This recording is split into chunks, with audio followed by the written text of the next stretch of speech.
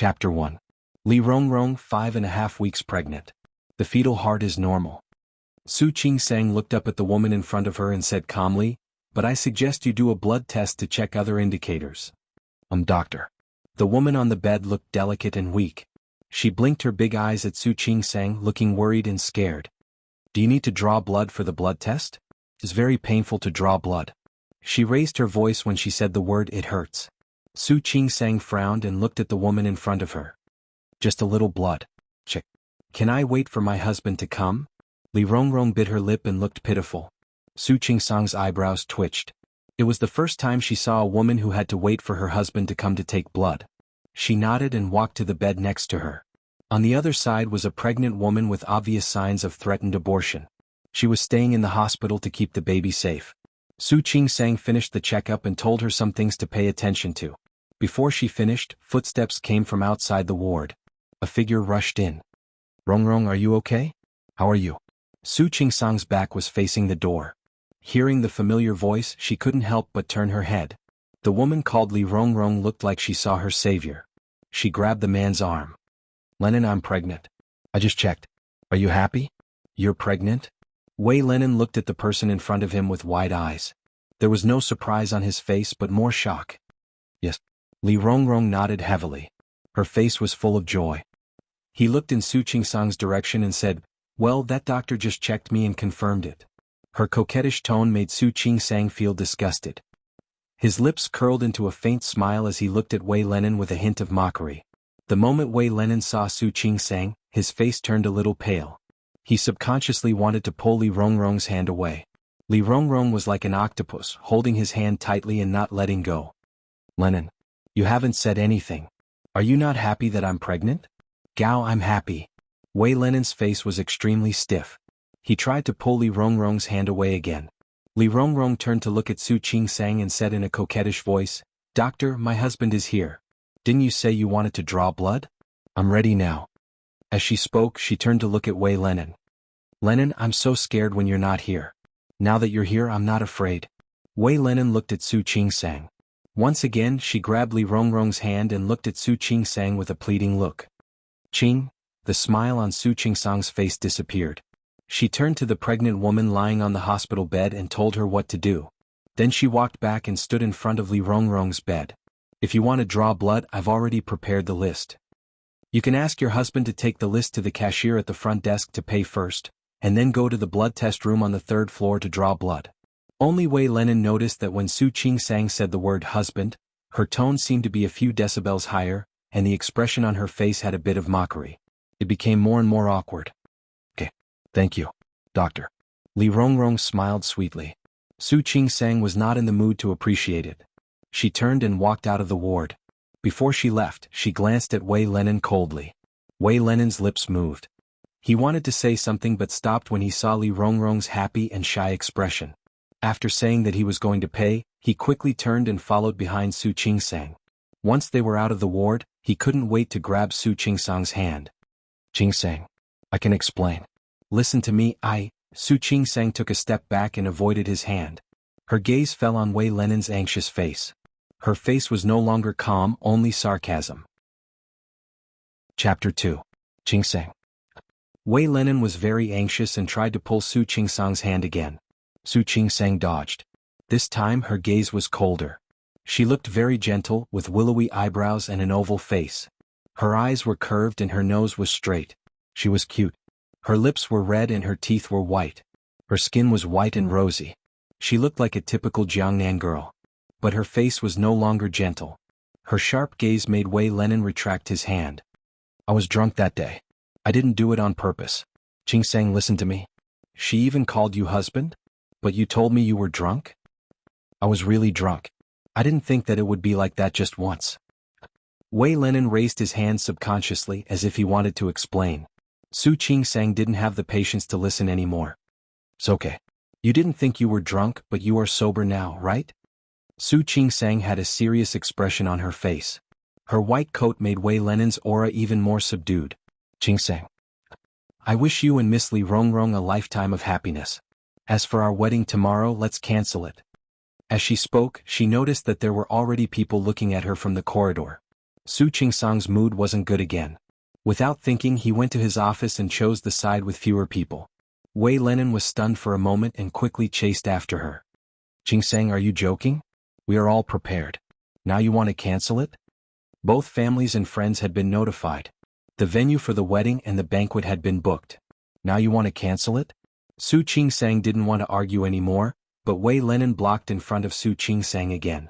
Qingsang, you have to think it through. You really want to cancel the wedding? Aren't you afraid of your parents blaming you? Su Qingsang's expression changed slightly. Everything else was fine, but her parents. She thought about her original intention of getting married. To be honest, she really wanted to get rid of that family. But she didn't want a man like Wei Lenin even if she was beaten to death. She felt disgusted. Qingsang, forgive me this time. I swear. I won't do it again. I promise. I can ask her to abort the child. Listen to me. Wei Lenin seemed to have noticed her hesitation, so he hurriedly tried to explain. However, Su Qingsang didn't have the patience to listen. Even if she couldn't leave that family for the time being, she didn't want to be with a man like Wei Lenin. At that time, Wei Lenin was gentle and refined, looking like an honest person. But who would have thought that such an honest man would actually do such a thing? Get out of my way. Wei Lenin did not give up. He grabbed Su Qingsang's hand again. Qingsang, I swear I really... Su Qingsang was annoyed and reached out her hand to push Wei Lenin without hesitation. She didn't expect that in order to grab her hand, Wei Lenin would stretch out his other hand to pull her. Su Qingsang tried to dodge, but her whole body fell to the side. She thought she was going to fall, but she ended up bumping into someone. Su Qingsang didn't have time to steady herself, so she instinctively grabbed the nearest object to her and stood up straight. But when she managed to stand firm, she realized that she was grabbing onto someone else's arms? Su Qingsang seemed to have just realized that the person she bumped into was a man. And a very tall man. She felt a little awkward and quickly let go of her hand. I'm sorry. Before she could finish her apology, Wei Lenin, who was on the other side, took the opportunity to grab her hand. Qingsang, listen to me. That child was really an accident. I will definitely solve it. Forgive me and I promise there won't be a next time. Let go. Su Qingsang's momentary awkwardness turned into disgust. Li Rongrong called him so intimately and even called him her husband. Who would believe that it was an accident? Qingsang, do you really want tomorrow's wedding to be without a groom? Think about your parents. Do you think, Wei Lenin? Su Qingsang wasn't just disgusted. She was really angry. Are you threatening me? Qingsang, I'm not threatening you. I just hope that you can forgive me this time. After all, tomorrow's wedding cannot be without a groom, right? Su Qingsang's chest rose and fell violently. Looking at Wei Lenin's seemingly pleading but actually threatening expression, she angrily pulled her hand back. Her movement was too big and she accidentally hit the man whose tie she had just grabbed. Su Qingsang suddenly realized that the man hadn't left yet. She turned around and looked at the man in front of her. She hadn't noticed him before, but now that she looked at him, he was really not bad. Not only was he not bad, he looked very young, probably less than 30 years old. He had sword-like eyebrows and bright eyes, a sharp nose and a chiseled face. He was wearing a casual t-shirt and jeans and he was tall and straight. His eyes were clear and bright. He looked like a gentleman. His eyes were looking at the scene in front of him with a hint of interest. It was as if he was watching a show. Su Qingsang's brain heated up. She suddenly took a step forward and stood in front of the man. Sir, are you married? The man raised his eyebrows as if he was a little surprised by Su Qingsang's question, but he answered very directly, no. Do you have a girlfriend? No. The interest on the man's face became more and more obvious. There seemed to be a faint smile in his eyes. Chapter 3. Su Qingsang spoke a little fast at the beginning, but she expressed herself very clearly. The last sentence, "May I ask if you are willing to marry me?" rang out at the corner of the corridor. Wei Lenin rushed up the moment he heard it. He grabbed Su Qingsang's hand and tried to pull her behind him. Qingsang, are you crazy? Wei Lenin stared at Su Qingsang in disbelief. He couldn't believe that she would do such a thing. Do you know who he is? How can you just casually say that you want to marry him? Su Qingsang, you. Let go of me. Su Qingsang wasn't in the mood to argue with this man who cheated on her even before marriage. It has nothing to do with you. She tried to pull her hand back, but Wei Lenin was so angry that he used a lot of strength. Su Qingsang's wrist was red from his grip. She couldn't break free. The man who was proposed to by Su Qingsang gently reached out his hand. With a little force, the man's slender and well-defined palm pinched Wei Lenen's wrist. Wei Lenin felt the pain and had to let go. Su Qingsang looked at the red mark on her wrist and glared at Wei Lenin. Qingsang, you, I am He Jinyao. The man took a step forward and stood in front of Su Qingsang. I am 30 years old. I am unmarried. I am willing to marry you. Su Qingsang looked at the man's face. He was calm, as if talking about marriage was as normal as talking about the weather. She was a doctor and had taken an elective course in psychology when she was in college. She couldn't see through He Jinyao's expression at all. She didn't know if he was joking or serious. However, the other party's words made her feel as if she was riding a tiger and unable to back down. Qingsang, you can't agree. I've told you. Wei Lenin's arrogant voice was still behind her.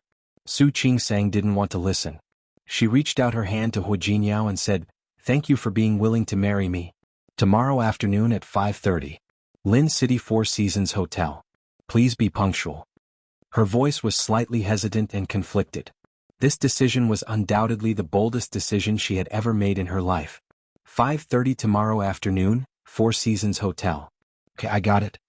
He Jinyao reached out his hand and shook Su Qingsang's. Don't worry, I'll be there on time. He repeated what she said, which made Su Qingsang feel much better. When one person repeats another person's words, it strengthens the memory. She also felt that she was too crazy to be normal. Before she could calm down, her phone rang. Dr. Su, the pregnant woman with PIH who came in yesterday, is about to give birth. Chief Zhang and Chief Chen had already arrived at the operating theater. Where are you now? I'll be right there. Hearing the voice on the other end of the phone, Su Qingsang's face immediately became serious. She hung up the phone and nodded slightly at He Jinyao. Sorry, I have another operation. It doesn't matter. The corners of He Jinyao's lips curled up slightly. Go ahead. I'll show up on time tomorrow. Thank you. Whether He Jinyao would show up tomorrow or not, he had helped her out now. She was grateful to him. Su Qingsang didn't stay for long. She quickly ran towards the operating room. She ran so fast that she disappeared at the other end of the corridor in the blink of an eye. Wei Lenin looked at how easily Su Qingsang had decided his life's most important event. He couldn't believe that she would change her boyfriend so easily. He turned around and saw that the man was still standing there, so he quickly stood in front of He Jinyao. Don't be too happy. She was just saying it casually. She won't marry you tomorrow. He Jinyao originally wanted to leave, but he stopped and glanced at Wei Lenin's face. I can't guarantee whether she will marry me or not. But one thing I'm sure of is that she will never marry you. You? Wei Lenin's face darkened, but He Jinyao acted as if he didn't see him. He directly walked past him and left. Wei Lenin was left standing there full of hatred. He wanted to argue with Su Qingsang again, but his phone rang at that moment.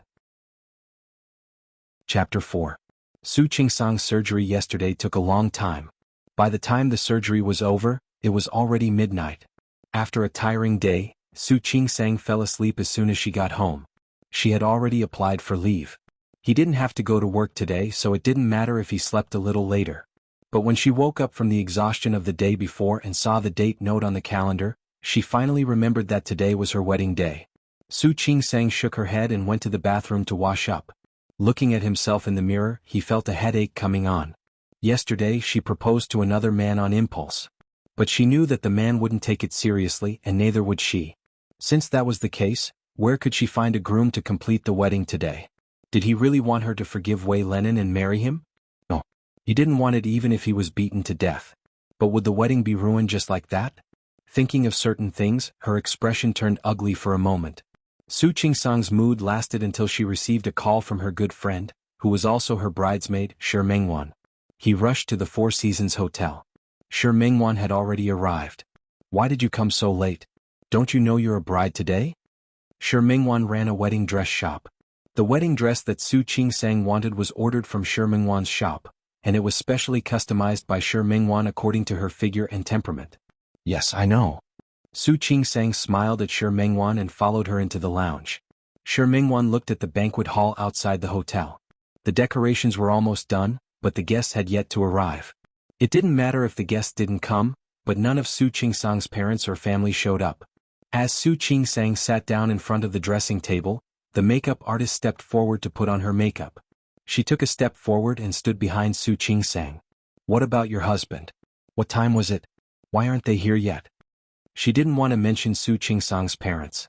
She didn't want to upset Su Qingsang. But what about Wei Lenin? He had tried so hard to pursue Su Qingsang. We're getting married today. Why isn't anyone here yet? I don't know. Su Qingsang wasn't sure if Wei Lenin would come today. She had humiliated him like that yesterday. He might come today or he might not. You don't know? Qingsang you. Mengwan, if there's no groom later, you'll have to marry him. Would you like to walk the red carpet with me? What are you talking about? How could there be no groom? Sure, Mengwan was shocked by Su Qingsang's words. Make it clear. What do you mean? What I mean is, yesterday I found out that Wei Lenin was cheating on me, so I broke up with him. So he probably won't come today, right? Su Qingsang looked calm and collected, but Sure Mengwan almost went berserk. What? Say that again? Wei Lenin cheated on her? Done?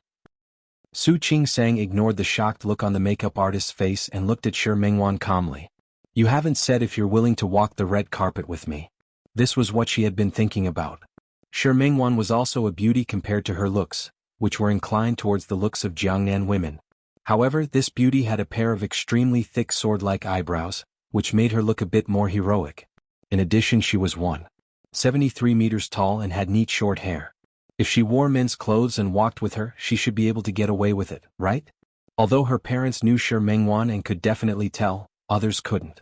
Of course she was willing, but two women walking the red carpet? What kind of joke was that? Of course she's not willing. A voice interrupted Sure Mengwan's words. The sudden clear male voice made Su Qingsang and the others look towards the door. Huo Jinyao stood at the door in a white suit. His appearance was completely different from yesterday's casual attire. It made him look much more mature and steady. The generous cut of the white suit made him look even taller and more muscular.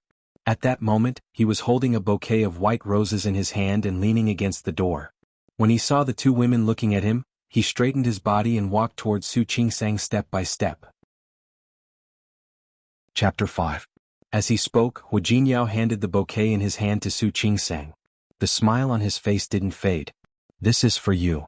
Su Qingsang looked at the bouquet of roses, which was almost perfectly wrapped. She was very shocked. At this moment she could only look up at Huo Jinyao blankly. She was so impulsive yesterday mostly because she wanted to provoke Wei Lenin. A small part of the reason was that she wanted to fight back. After proposing to Huo Jinyao, she left in a hurry.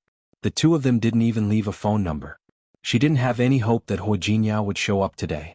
He had also thought about how to deal with it, how to deal with his parents and other people. But she didn't expect that Huo Jinyao not only appeared, but also appeared so dramatically. She didn't even have time to digest the situation in front of her. Especially when she saw Sure Mengwan's curious and gossipy face. Why are you here? Didn't you say so? Four Seasons Hotel, 5:30 p.m. I should have arrived early, right? As Huo Jinyao spoke, he raised his hand to look at the time. Don't be offended. I came here half an hour earlier. I wanted to adapt to the environment in advance. Su Qingsang was speechless. Her brain, which had always been quick to react and think fast, crashed for a moment. The situation in front of her was not what she had expected. Looking at Huo Jinyao, his eyes were smiling and his expression was relaxed. But in this kind of leisure she saw another part of his eyes. She thought about how he casually agreed to her proposal yesterday. Su Qingsang had a hunch that this man was definitely not as casual or harmless as he appeared to be. Was she really going to marry such a man? Su Qingsang's heart was full of uncertainty. Her lips moved and she instinctively wanted to refuse Huo Jinyao.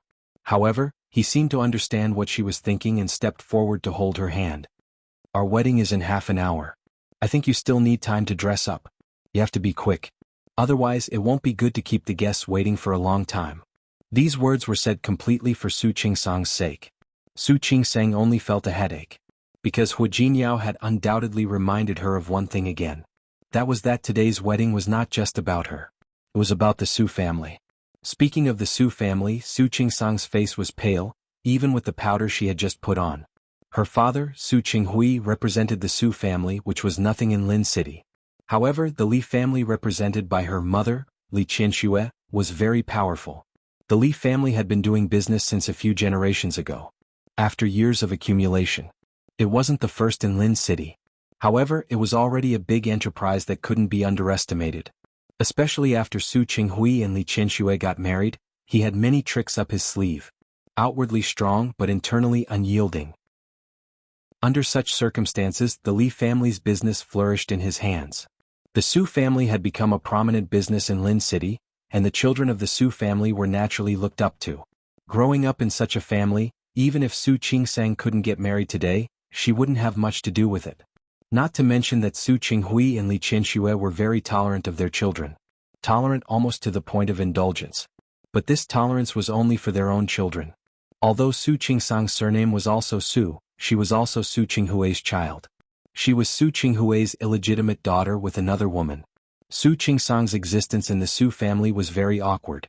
As an illegitimate daughter. Especially as an illegitimate daughter, Li Qianxue didn't like her very much. All these years, Su Qingsang had been trying to reduce her presence in the Su family. She tried to make herself invisible. But sometimes, the more you were afraid of, the more likely it would happen. After she entered university, she basically lived outside. Later, she almost didn't go home with the excuse of taking the postgraduate entrance exam. When she started working, she found a single apartment close to the hospital and moved in. She just avoided the Su family like this so that Li Qianxue wouldn't be unhappy. But sometimes she still had to go back to the Su family. A few months ago, on Su Qinghui's birthday, Su Qingsang had to go back to the Su family to celebrate his birthday. As a result, she drank some wine that day. When she went back to her room to rest, for some reason she bumped into a man. She didn't know why the man appeared in her room. When she realized it, she wanted to push the man away, but the two of them tripped and she fell on the man. Before she could get up from the man, the door opened. There was a group of people standing outside. And it was also at that time that she realized that the man she fell on was none other than Su Peijian's fiancé, Qiu Yanba. Qiu Yanba's Qiu family was more powerful than the Li family's business. The Li family and the Qiu family had been friends for a long time, and later on they worked together on many projects. Over and over again it was for the common interest. Of course, the most important thing was that Su Peijian liked Qiu Yanba. So, the Su family and the Qiu family engaged the two of them. No one expected that the man who was engaged to his sister would be pushed on the floor of her room by his sister. Even though Su Qingsang had drunk a little that day, she could still clearly remember the ugly faces of Li Qianxue and Su Qinghui. Especially Li Qianxue, who criticized her. She said that she was shameless. It was obvious that she was unwilling to see Su Peijian marry well, so she deliberately seduced her brother-in-law. Su Qingsang couldn't defend herself. In order to prove her innocence, she could only say that she had a boyfriend. She was planning to get married soon. But because she didn't know how to tell the elders, she didn't mention it. At that time, Wei Lenin had been chasing her for more than half a year. She saw that he was a nice guy and she already wanted to accept him. At that time, she wanted to observe him for a while longer and see what would happen. She didn't expect that something like Qiu Yanba would happen. She had no choice but to drag Wei Lenin out, meet their parents, explain the situation, and then set up the wedding for that day. Time was very tight. But to Li Qianxue, she wanted to get rid of anything that could threaten her precious daughter. Su Qingsang understood Li Qianxue's thoughts. She was an illegitimate daughter, so in Li Qianxue's heart, she couldn't compare to Su Peijian. Wei Lenin's family was not as big as the Li family. It was just a small company. But she could see how Wei Lenin had treated her in the past few months. Marrying such a man, on one hand, could get rid of the accusation that she tried to steal Su Peijian's fiancé and prove her innocence. On the other hand, it could completely separate her from the Su family. After all, as long as she got married, Li Qianxue wouldn't treat her as an imaginary enemy and think that she wanted to steal her daughter's man, right? She thought that after observing Wei Lenin for a while, she felt that he was honest and reliable and she could control him. But she didn't know that one could know a person's face but not his heart. A dog that doesn't bark is the best at biting. The day before the wedding there was an affair, and the groom was changed at the last minute. She knew that if she didn't get married today, she would just be scolded by Li Qianxue again. But deep down, she didn't want to bear the infamy that didn't belong to her. Now she looked at Hu Jinyao in front of her. She only knew this man's name but didn't know his background. Su Qingsang really didn't have any confidence. She was indeed hesitant about this marriage. She didn't want to get married. Even if she and Shi Mengwan were a pair of lilies and people thought that the Su family had a lesbian like her, she still didn't want to marry a stranger. Chapter 6. Su Qingsang hesitated, but the situation in front of her didn't allow her to hesitate. The makeup artist had already done her makeup. The wedding dress was in the lounge. She just had to put it on and go to the banquet hall. Hu Jinyao looked at Su Qingsang's face, which was originally gentle and pretty, gradually becoming more and more beautiful. His star-like eyes narrowed slightly, and there was a hint of deepness in them. Get changed first. I'll wait for you outside. Hua Jingyao's words made Su Qingsang even more uncertain. This was a wedding, not a game. Shi Mingwan quickly walked to Su Qingsang after Hua Jingyao closed the door. Qingsang, what happened? Who is this Hua Jingyao? How come I've never heard you mention him before? Su Qingsang didn't know how to answer Shi Mingwan. While she was changing, she hesitated whether or not to continue with the wedding. The zipper on the back of the dress was pulled up. She turned around and saw a beautiful bride in the mirror. Su Qingsang looked at Shi Mingwan and stepped forward to hold her hand. Yesterday I found out that Wei Lenin was cheating. Coincidentally, Hua Jingyao was by my side. Then I proposed to him. He said yes. Shi Mingwan's mouth opened so wide that an egg could be stuffed in it. But now, she regretted it. He didn't even have time to say these 3 words. Su Qingsang heard a clear female voice outside the lounge. Who are you? Why are you here? The door opened. Su Peijian stood at the door looking Hua Jingyao up and down. Su Qingsang wanted to explain, but Su Peijian had already come in and stood in front of Su Qingsang. Su Qingsang, where's Wei Lenin? Isn't he the groom today? Everyone was aware of the wedding date that had been set previously. They had seen it a few times. The wedding was about to begin, but the groom was nowhere to be seen. Su Peijian's eyes unconsciously became a bit guarded. Su Peijian's appearance was completely different from Su Qingsang's. Su Qingsang took after her father, Su Qinghui, but not completely. She had a bit of Jiangnan gentleness. Su Peijian didn't look like Su Qinghui or Li Qianxue. Her features were bright and beautiful. At this moment, her eyebrows were raised with a bit of aggression. Didn't you want to get married before? You did this on purpose, didn't you? You're still thinking about revenge, sister? Su Qingsang held back her anger and said, I'm getting married today. I didn't do this on purpose. Su Peijian was Li Qianxue's daughter. She had no interest in arguing with her. What about Wei Lenin? The wedding ceremony was going to start in less than half an hour. Why wasn't he here yet? Or have you been abandoned by him? He doesn't want you anymore? Su Peijian's words were laced with venom and sarcasm. As a matter of fact, she was the daughter of the Su family, and she didn't like Su Qingsang, an illegitimate daughter. Su Qingsang was just one more person to eat in the Su family. She didn't care in the slightest. However, Su Qingsang's mistake was that she had actually tried to woo her man, which was unforgivable. Now that they saw that there was no groom in the wedding, they would naturally think that Su Qingsang was lying. You're wrong. It wasn't that Wei Lenin didn't want Qingsang. Su Qingsang doesn't want Wei Lenin anymore. As Hua Jingyao spoke, he took 2 steps forward and stood next to Su Qingsang. He reached out a hand and put it on Su Qingsang's shoulder. The style of her gown today was an off-the-shoulder style.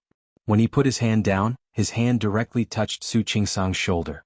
Su Qingsang felt a bit uncomfortable. She instinctively wanted to break free from his hand. However, because of Su Peijian, she stopped moving. However, her body was stiff no matter how you looked at it. Chapter 7. Su Peijian's gaze swept over Hua Jinyao's face.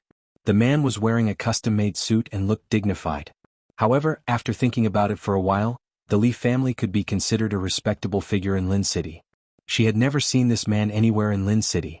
That meant that this man was either from Lin City or just a small character. She glanced at Su Qingsang. This person's taste was getting worse. The men she picked were all worse than the last. You're from Lin City? Sort of. What do you mean sort of? Yes means yes, no means no. My father is from Lin City. My mother isn't. The corner of Su Peijian's mouth twitched. How could he say that? May I know your name, sir? My surname is Hua. My name is Hua Jinyao. Hua. Su Peijian thought about it but couldn't think of any rich person with the surname Hua. Not wanting to make a mistake, she asked again, Mr. Hua, what's your job? It's not a high job. I'm just working in a small business. Su Peijian listened to Hua Jinyao's words and the disdain in her eyes increased. Oh really? You just said that Su Qingsang doesn't want Wei Lenin anymore and wants to marry you? What about you? Are you willing to? Would this man agree to changing the groom halfway through? Of course I am. Why else would I come today? Su Peijian nodded. Seeing that Su Qingsang was about to speak, she chuckled. You want to marry Su Qingsang? The Su family will naturally not object. However, there are some things that I have to say first. All the businesses that the Su family owns now belong to my mother. Su Qing-sang is just an illegitimate daughter of our family. You won't get anything out of marrying her. Or rather, she's lying to you on purpose. You don't know the truth. Do you think marrying her will help you get in touch with the Su family? Although Hu Jinyao didn't look like a rich man, in terms of looks he was really exquisite. Even Qiu Yanba lost to him by 2 points. Su Peijian felt a little uncomfortable. How could an illegitimate daughter like Su Qing-sang be able to find such a good man? Even if he was a poor man, he still made her feel bad. Naturally, she wouldn't be polite with her words. Su Qing-sang didn't look too good. Shi Mingwan, who was standing behind her, was about to make a move on Su Peijian. This damned woman always liked to pick on Su Qing-sang's identity. So what if she was Li Qinshue's daughter? Su Qing-sang didn't look too good either. Today was her wedding day. Su Peijian had said this once when she and Wei Lenin met the Su family. And today he said something like that in front of Hu Jinyao. She had never been ashamed of her identity. However, Su Peijian's words made it seem like she was a liar who had lied to Hu Jinyao. Just as she was about to speak, Hu Jinyao gently pressed his hand on her shoulder. He looked at Su Peijian with a smile. Who says there's no benefit in marrying Qing-sang? As he spoke, he turned to look at Su Qing-sang. To be able to marry Su Qing-sang is the greatest benefit of my life. Su Qing-sang was stunned for a moment and looked at the gentleness in Hu Jinyao's eyes. For a moment, she almost thought that the man in front of her was her lover of many years. But God knew that they had only met for the first time yesterday. Regardless of whether Hu Jinyao was acting or had other motives at this moment, Su Qing-sang sincerely thanked him for being on her side. Is that so? Su Peijian's words were rebutted. Her expression was definitely not good. If that's the case, then I wish you a happy marriage in advance. Thank you. Hu Jinyao smiled calmly and said, we will. Su Qing-sang looked at the faint smile on Hu Jinyao's face and was dumbfounded. How thick-skinned did a person have to be like this? However, before she could think about whether Hu Jinyao was thick-skinned or whether he was lying, Su Qing-sang smiled. Chapter 8. Su Qing-sang was the illegitimate daughter of the Su family, so the wedding couldn't be too grand. But no matter how little Su Qinghui cared about his daughter, because the wedding was a daughter of the Su family, there would be many guests. The relatives of the Su family, some business friends, and some people who were not as important as the Su family and wanted to build a relationship with the Su family all came. More than 20 tables were filled. The wedding march started. Su Qing-sang had no way to turn back. Today we are gathered here for Wei. The MC didn't finish his sentence and met the groom's eyes. Hu Jinyao. Ha! The MC was stunned. My name is Hu Jinyao, Hu Jinyao repeated. He had a faint smile on his face, but his hand on Su Qing-sang's waist was firm and undeniable. The MC took a few seconds to react. He also realized that the groom wasn't the one who came to the wedding banquet. He cleared his throat uncomfortably. The experienced MC immediately reacted. Today we are gathered here for the wedding of Mr. Hu Jinyao and Miss Su Qing-sang. The light shone on Su Qing-sang's face. Su Qing-sang listened to the MC's speech and looked at the faces of the people below. She felt that this wedding was not real at all. But this unreal wedding went quite smoothly. It went smoothly until Su Qing-sang returned to the lounge after the ceremony. She changed into a dress and was about to return to the banquet hall when a figure rushed in front of Su Qing-sang. Qing-sang, Qing-sang. Su Qing-sang was startled by Wei Lenin's sudden appearance. She took 2 steps back. Why are you here? Today is our wedding. Of course I have to come. When Wei Lenin spoke, he felt wronged. He didn't sleep well last night. He spent half a day talking but still couldn't convince Li Rongrong to abort the child. He was so angry that he called the doctor early in the morning and asked the doctor to arrange the surgery. He didn't know that Li Rongrong overheard his call and ran away early in the morning. It took him some effort to find Li Rongrong, and he had already sent her to the hospital for surgery. Seeing that he didn't have much time, he hired 2 people to watch Li Rongrong and make sure she abort the child before letting Li Rongrong leave. When he rushed to the Four Seasons Hotel, he found that the wedding had already started. Only then did he panic. He reached out to hold Su Qing-sang's hand. Wei Lenin's stubbled face looked a little haggard. Qing-sang, it was my fault yesterday. It's all my fault. Will you marry me? We're going to re-announce the wedding. Don't worry. I've already had Li Rongrong's child aborted. No one will come to disturb us. Really? Su Qing-sang looked at Wei Lenin, who kept talking to himself. For a moment she thought that there was something wrong with her ears. How could she not know? Wei Lenin actually had such a shameless side to him? Get out of my way. She didn't want to talk to Wei Lenin anymore, so she walked past him and was about to leave. Wei Lenin didn't give up and reached out to grab her. Now, everyone in the Wei family knew that he was going to marry Su Qingsang, the Li family. He would never let Su Qingsang go like this. However, before his hand could touch Su Qingsang, someone grabbed it. His opponent's strength was so great that his facial features were distorted. "What do you want to do to my wife?" Su Qingsang really thought that she was going to be grabbed by Wei Lenin. When she saw Hu Jinniao standing in front of her, she inexplicably felt relieved. However, Hu Jinniao's next words made her almost choke on her own saliva. Chapter 9. Wei Lenin was dumbfounded when he saw Hu Jinniao. He looked at him and then at Su Qingsang. You really want to marry him?" Hu Jinniao looked at the shock on Wei Lenin's face. He used some force and easily shook off Wei Lenin's hand. "I'm sorry. It's not that she really wants to marry me. She has already married me." Hu Jinniao took a step back and put his arm around Su Qingsang's shoulder. "Just now. We had a wedding." "Crazy, really crazy." Wei Lenin stared at Su Qingsang. "Qingsang, you don't even love him. You don't even know who this man is or what he does. How can you be so careless? The Wei family was not as good as the Li family or even the Su family. But in Lin City, no matter what, he was still considered a respectable person. Who does this Hu Jinniao think he is? Many people in ancient times got married first and then fell in love." Su Qingsang's eyes were indifferent. She didn't care about Wei Lenin's words at all. "I'm doing well. Qingsang. Don't worry. I wanted to get married. I chose the man. If anything happens in the future, it has nothing to do with you." Su Qingsang seemed to know what Wei Lenin was going to say and quickly interrupted him. She took the opportunity to hold Hu Jinniao's arm. "Let's go. We still need to toast." "You heard that?" Hu Jinniao raised his eyebrows and looked at Su Qingsang. The provocation in his eyes was obvious. Wei Lenin was furious. But looking at Hu Jinniao, who was a head taller than him, and the strength he used to squeeze his arm, he was terrified. He wanted to fight, but Hu Jinniao shook his fist at him before he left. He didn't dare to chase after him. It was none of Su Qingsang's business how angry Wei Lenin was behind her. When she turned the corner and was about to pull her hand back, she found that Hu Jinniao held her hand even tighter. "We are husband and wife now." Su Qingsang's mouth twitched. They had only known each other for half a day, but she found that this man seemed to want a yard after taking an inch. Hu Jinniao was wearing a white suit earlier. Now he was wearing a black one. Su Qingsang also changed from a white wedding dress to a red dress. The two of them, one in red and one in black, entered the banquet hall arm in arm. Toasts usually started from the main table. Other than Su Qinghui, Li Qianxue, Su Peijian and Su Yusin, Su Peijian's fiancé Qiu Yanba was also there. Su Peijian's face darkened. When she saw the two of them coming over with their wine glasses, her expression was especially ugly. She was blessed by the heavens. She was the daughter of Li Qianxue and Su Qinghui.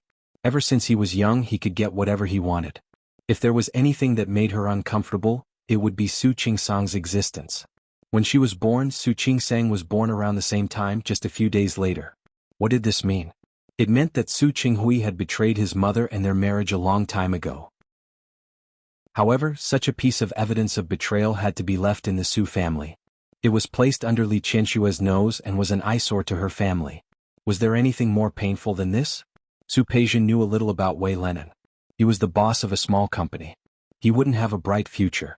He probably wanted to marry Su Qingsang because he wanted to build a relationship between the Su family and the Li family. Su Peijian didn't care about such a person. But this Hu Jinniao? His family didn't look like much, but he was quite brave. He actually dared to give her a soft rebuff. Su Peijian didn't like Su Qingsang and she disliked Hu Jinniao even more. He was too handsome, even more handsome than Qiu Yanba. A man with such a face, even if he didn't have money, should not be interested in a worthless illegitimate daughter like Su Qingsang. Seeing Su Qingsang and Hu Jinniao raise their glasses to toast their parents and say some well wishes as usual, Qiu Yanba watched Su Qingsang's glass come to him. Out of politeness, Qiu Yanba was about to stand up, but Su Peijian refused to move. Not only did she refuse to stand up, but she also forcefully pulled Qiu Yanba's hand to make him sit down. Not only did she not take the glass herself, but she also snatched the glass from Qiu Yanba's hand and put it back on the table. Chapter 10. Su Peijian leaned against the backrest and glared at Su Qingsang. She looked at Su Qingsang with obvious dissatisfaction and provocation. That gaze seemed to be saying, I'm not giving you face, what can you do? Su Qinghui frowned slightly. Li Qianxue sat still. She was just an illegitimate daughter. She was already giving her a lot of face by coming to her wedding. Qiu Yanba didn't like Su Peijian's aggressive attitude, but he didn't want to offend the Li family and the Su family for Su Qingsang. After all, Su Peijian was the fiancé that the Qiu family had chosen for him. Su Qingsang didn't expect Su Peijian to be so nice to her, but she was a little surprised that Su Peijian didn't give her face and was so direct. She instinctively turned to look at Hu Jinyao. Just as she was about to say something, Hu Jinyao had already taken her hand and walked to the next table. Su Qingsang was stunned for a moment.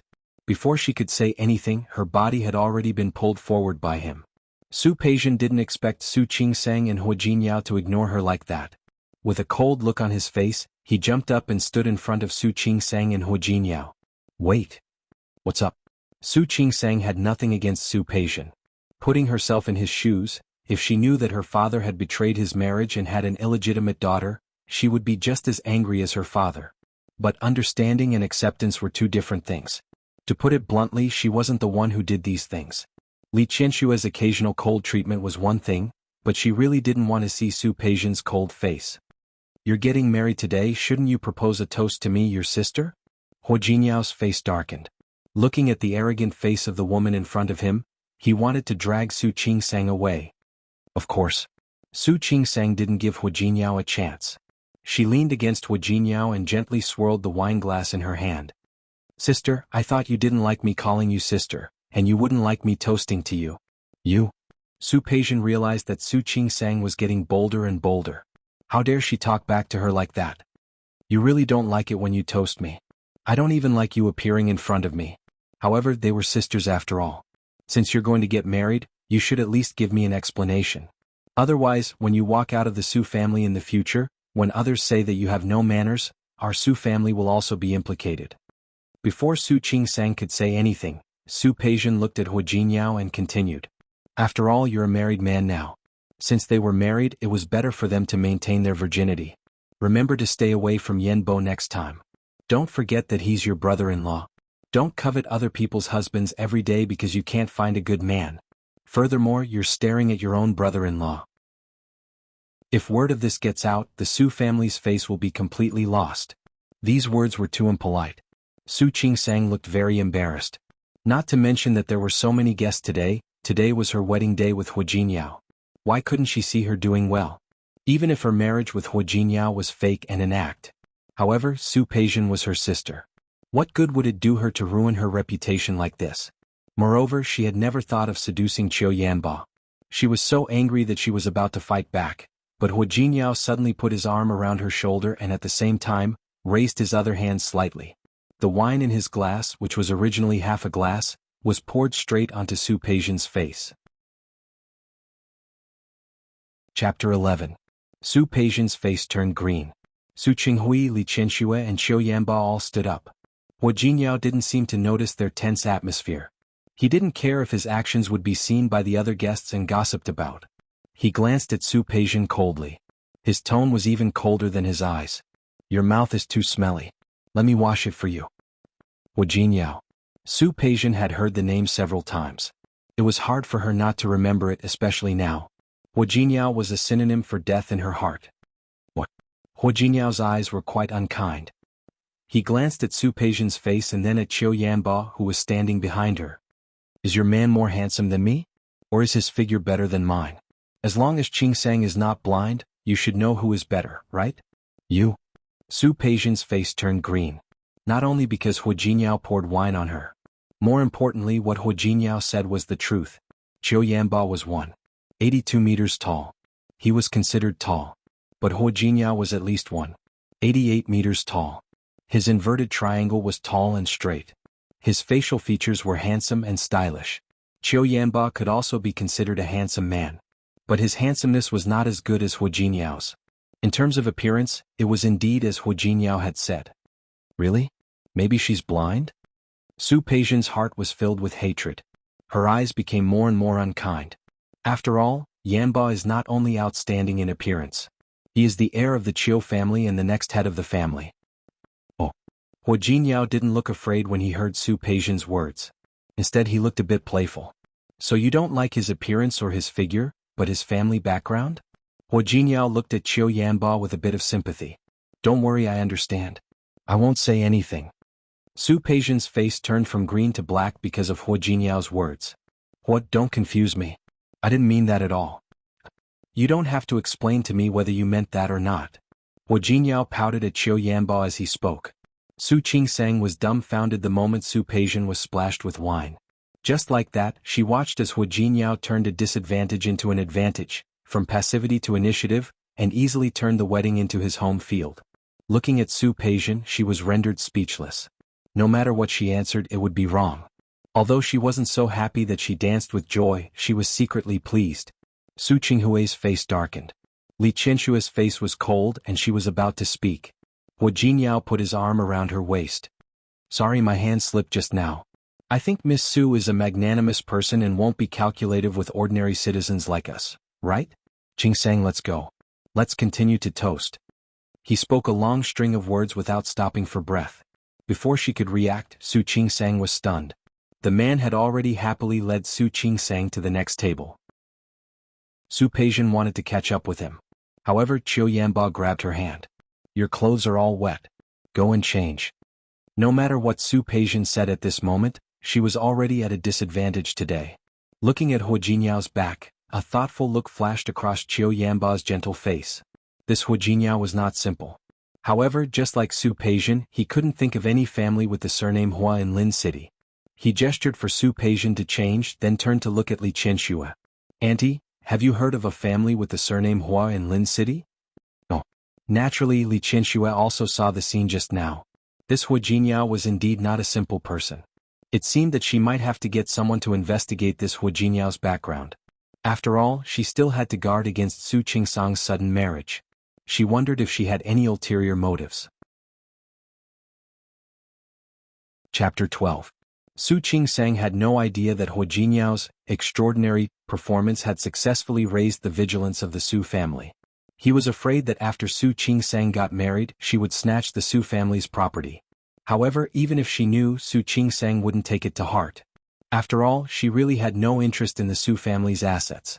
After toasting with Hua Jinyao, Su Qingsang looked at Hua Jinyao differently. This person was obviously a temporary groom change. She had randomly pulled them over to make up the numbers. Hua Jinyao didn't know anyone else in the banquet hall. There were even 2 tables that were occupied by Wei Lenin's relatives. He, on the other hand, did not feel uncomfortable at all. It was as if she was getting married. No, this was his marriage. Also, wasn't this man a little too engrossed?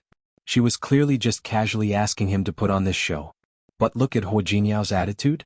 Which part of him looked like he was acting? Disregarding everything else, she couldn't help but admire his guts for throwing a glass of wine at Su Peijian. Drinking his sister-in-law's wine on the first day of marriage, how could he not be daring? That scene was seen by many people. Just now, Shi Mengwan even whispered to her in private. Don't care if you're Wei Lenin or Wei Sinan. I think Hua Jinyao is a good choice. Since you dared to go against Su Peijian so openly, I will definitely protect you in the future. Alright, he's the one. As he spoke, he didn't forget to pat her on the shoulder as if saying, hurry up and do it, I'll support you. Su Qingsang did not know whether to laugh or cry. She didn't believe that Hua Jinyao would dare to offend Su Peijian. Maybe it was just like what he had just introduced to his parents. Because he wasn't from Lin City, he didn't know the status of the Su family in Lin City at all. What's wrong? Tired? Hua Jinyao put down the glass and turned around to find Su Qingsang staring at him. Su Qingsang felt a little uncomfortable being caught red-handed by Hua Jinyao. Looking at the guests who were starting to leave, she gently shook her head and said, I'm fine. Back then he was the professor's assistant. It was not a problem to perform side surgeries for more than 10 hours. She really didn't care about this tiredness. He wasn't tired, but he was a little annoyed. Following these people, they feigned civility and exchanged pleasantries. How many of them sincerely wished her to get married? Most of the time, they were just trying to establish a relationship with the Li family and the Su family. She was already impatient to deal with these things, not to mention that she was just an illegitimate daughter. She was very annoyed, but she didn't expect Hua Jinyao to be more enthusiastic than she was, which surprised her. Looking at Hua Jinyao's face, she was dazed again. Yesterday she had been angered by Wei Lenin, and today she was in such a chaotic situation. To be honest, It was only now that she had the time to take a closer look at the man in front of her. Yesterday she had only wanted to praise this man for being handsome. Now it seemed that he was more than handsome. His clothes matched the aura he exuded. People would believe it if they said he was a noble young master. But such a man had agreed to marry her. He even accompanied her to make such a fuss today. Su Qingsang had neither power nor influence, so she was not valued by the Su family. She admitted that she had nothing to gain. She was also the one who chose the man, and she was the one who wanted to get married. But after half a day she only had a name and age. He didn't even know what Hu Jingyao did for a living. If you are tired, let's go back and rest now. Hu Jingyao's words made Su Qingsang come back to her senses. She swallowed her saliva. Hearing the word go back, she started to feel nervous. Go back where? Go home, of course. Hu Jingyao said matter-of-factly, since we are already married, of course we have to go home. You mean go back to my house? What else? Hu Jingyao held Su Qingsang with one arm and looked at the banquet hall with the other. Or go back to the room upstairs. No matter what, today is our wedding night. We should go to the presidential suite upstairs for a romantic night. Chapter 13. Who was going to be romantic with him for one night? Su Qingsang immediately became nervous after hearing Hu Jinyao's words. Not to mention anything else, but they really did book a room upstairs. Wei Lenin's house was quite far from where the banquet was held. Su Qingsang's place was close to the hospital, but it was also a bit far from here. Although she was Su Qingsang's illegitimate daughter, the Su family still had to keep up appearances. They had everything they needed. Naturally, they also booked a presidential suite on the top floor. Hu Jinyao knew what was going on at first glance. Without another word, he led Su Qingsang upstairs. Su Qingsang hadn't recovered from her nervousness when Hu Jinyao took her back to the room. As the cold air blew in, Su Qingsang's rationality came back instantly. She and Hu Jinyao were married today, but this husband and wife was fake. Since it was fake, there was no reason for them to do it again. That Hu Jinyao, look at us. She turned around to face Hu Jinyao and wanted to explain, but she found that he was looking at the decorations in the room. Following his gaze, Su Qingsang's face turned red all the way to her neck. Not to mention the gaudy roses that covered the floor in the room. Not to mention the white candlesticks in front of the dining table and the Western-style dishes. There was a set of pajamas in the middle of the big bed. That was Shi Mengwan's wedding gift. She said it was mysterious before, but she didn't expect it to be waiting for her here. The overly feminine design made Su Qingsang feel uncomfortable. She quickly walked forward and grabbed the light and small pajamas that couldn't cover anything and rolled it into a ball. Just as she was about to throw it away, Hu Jinyao had already walked to her side. He reached out his long arm to take the thing in her hand. Su Qingsang was nervous. Without thinking, she hid the cloth behind her. What are you doing? Hu Jinyao looked at her blushing face and the smile in his eyes deepened. I'm not doing anything. What are you doing? What are you hiding? Hiding what? What was she hiding? He clearly saw it all, but he said it on purpose. Su Qingsang blushed. Shi Mengwan's gift made her very embarrassed. She was afraid that Hu Jinyao would misunderstand that she was just that impatient. Seeing Hu Jinyao stretch out his hand, she transferred the thin fabric to her other hand without hesitation. Hu Jinyao had already pulled her hand over to his. Instead of the pajamas, she was wearing a ring. That was today's wedding ring, which had been prepared early in the morning. Wei Lenin had prepared it before. Wei Lenin and her were the ones who were going to get married, so naturally, he had prepared the ring. So ugly. Su Qingsang raised her head to look at him. What did he mean? The ring is so ugly. Hu Jinyao took off the ring, put it on his palm and looked at it. Yang Wei picked it out, didn't he? It's really too ugly. You, whose surname is Yang? Su Qingsang wanted to take the ring back. The ring was not ugly and she had chosen it herself. However, at that time she only wanted to get rid of the Su family, so she didn't put much thought into it and just randomly picked one. Throw it away and get another one. As Hu Jinyao spoke, the ring flew out. Su Qingsang's eyes widened and she instinctively reached out to grab it. This ring cost more than 100,000 yuan. Even if it was really ugly, he didn't have to throw it away like that, did he? What a big heart this man had. She was so anxious to grab it that she forgot about the pajamas in her other hand. The moment she grabbed the ring, Hu Jinyao also successfully grabbed the pajamas in his hand. Su Qingsang put the ring away and looked up to see Hu Jinyao with a faint smile on his lips. He opened the pajamas in front of her. Chapter 14. Su Qing-sang was still holding the ring in one hand. She stared blankly at the light, thin fabric sticking to her body. She was clearly wearing other clothes underneath, but she felt as if she was naked now. Without thinking, she waved his hand away and took a big step back. "You," before she could say "take it away," Su Qing-sang, who had forgotten that the bed was behind her, fell onto the bed. Before she could get up, Hu Jinyao had already sat on the edge of the bed. "Tisk, honey, can't you wait?" At this moment, not only Su Qing-sang's face, but even the soles of her feet were red. She quickly wanted to get up, but Hu Jinyao blocked her body. She bumped into his body and fell back onto the bed again. With her limbs spread wide, she watched as Hu Jinyao's body was stacked on top of hers.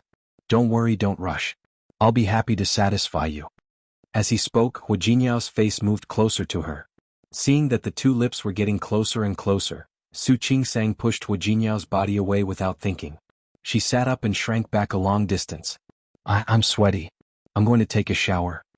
After saying this, she hurriedly got off the bed from the other side and quickly ran in the direction of the bathroom. Hu Jinyao was still holding the piece of cloth in one hand and supporting himself on the bed with the other. Watching the little woman run away, there was a slight smile in his eyes. Just as he was about to start chasing her into the bathroom, his phone suddenly rang. He took out his phone and looked at the screen. The number displayed on it made the smile on his face slowly disappear, and his expression became serious. Holding the phone, Hu Jinyao glanced at the bathroom, then walked to the balcony to answer the phone. When he came back, the seriousness on his face was gone, and he had a carefree look on his face again. Su Qing-sang didn't realize that she had done something wrong until she finished taking a shower. She ran in such a hurry that she didn't bring her pajamas in. Taking 10,000 steps back, even if she brought the pajamas in, she wouldn't wear them. However, there were no clothes here, so she could only go out in a bath towel. Unfortunately, the bath towel here was extremely short. The way it was wrapped around her body was no different from the pajamas she was wearing before. Looking at the towel that barely covered her thighs, Su Qing-sang felt awkward. She was already prepared to marry Wei Lenin, so having sex with him was inevitable.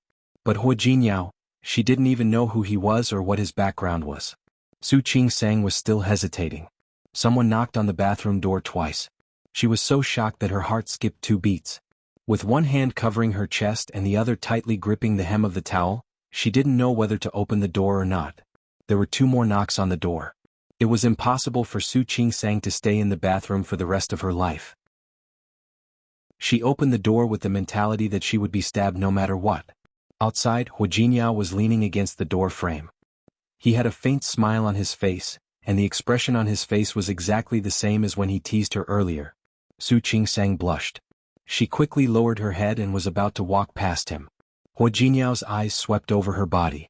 With just one glance he could see her current state clearly. She had a slender and well-proportioned figure. Her shoulders were like jade and her skin was like cream. He didn't know that she had such a good figure under the white coat. "I'm done. Hurry up and go." Even if Su Qing-sang didn't raise her head, she could feel Hu Jinyao's overly passionate gaze. She walked past him uncomfortably, but Hu Jinyao stretched out his long arms and directly circled her body in his arms. Chapter 15. Su Qing-sang was embarrassed, very embarrassed. In the past few years she had devoted herself to her studies. Being a doctor wasn't easy, especially when she entered the school a year earlier than the average person. She studied obstetrics and gynecology, which was rare for male students. She didn't interact with many men in her life. Otherwise, Li Qinxue and Su Qinghui wouldn't have suspected that she was thinking about her brother-in-law just because she fell on Qiu Yanba. As for Wei Lenin, she didn't like him in the first place. Other than letting Wei Lenin kiss her on the cheek twice, the two of them didn't do anything more intimate. She studied medicine and was a bit of a neat freak. She really couldn't stand the two of them exchanging saliva and felt disgusted. So when she was suddenly held in Hu Jinyao's arms, their bodies pressed tightly against each other, and she only had a bath towel around her, she felt very uncomfortable. "Let go of me." Hu Jinyao stared at Su Qing-sang's small face. When he saw her yesterday, even the white gown couldn't hide her beauty. When he saw her today, she was wearing a wedding gown and looked very beautiful. But it wasn't as beautiful as now. Her graceful figure was in his arms, and her body still had the fragrance of a bath. He couldn't help but lower his head and sniff gently. "It smells so good." Su Qing-sang felt more and more uncomfortable. She pushed him hard but couldn't move him at all. Instead, her body bounced back into his arms. Hua Jinyao couldn't help smiling. You want to reject me? I like it. The mischievousness in his words made Su Qingsang blush. Without thinking, she raised her foot to step on Hua Jinyao's foot. She didn't expect that she was wearing hotel slippers. She didn't feel threatened at all. Su Qingsang was extremely embarrassed. She raised her eyes and glared at the bastard in front of her. Let go of me. Her watery eyes were filled with a bit of resistance and shame. Hua Jinyao was stunned for a moment and loosened his grip a little. Su Qingsang took the opportunity to quickly move away. Go take a shower. Su Qingsang walked to the side, feeling very uncomfortable. She didn't want to be alone with Hua Jinyao now, so she could only send him to the bathroom. Hua Jinyao looked at her deeply and nodded gently. Okay, I'll go take a shower.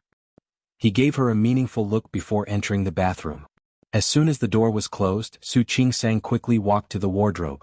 When Hua Jinyao came out of the shower, the main light in the room had been turned off, leaving only the small bedside lamp on. 2/3 of the spacious bed had been occupied, and the person was curled up in a small corner. If it weren't for the slightly raised blanket, he wouldn't have been sure that there was a person sleeping inside. Hua Jinyao narrowed his eyes, took a few steps forward, and sat down on the bed. Other than the sound of the air conditioner blowing cold air, the room was extremely quiet. He could clearly hear Su Qingsang's heavy breathing. The corners of Hua Jinyao's lips curled up into a faint smile that he didn't even notice. He lifted the blanket and laid down. He could feel that the person's breathing had gotten heavier. Hua Jinyao stretched out his long arm and directly rolled the ball into his arms. The person in his arms was wearing a thick hotel bathrobe. She didn't feel hot at all. Su Qingsang's body was very stiff. Today was their wedding night. If Hua Jinyao wanted to do something, she really couldn't resist. Even if she wanted to resist, the difference in physical strength between her and the other party was too great. She felt his hand on her waist through the bath towel. The hot palm made her feel as if her back was on fire. Chapter 16. Su Qingsang didn't dare to move. She could feel the breathing above her head. She could also feel the warmth of the arm around her waist. Not only that, when her body was turned over and pressed against his chest, the tip of her nose was filled with the fresh masculine scent of his body. She wasn't used to all of this.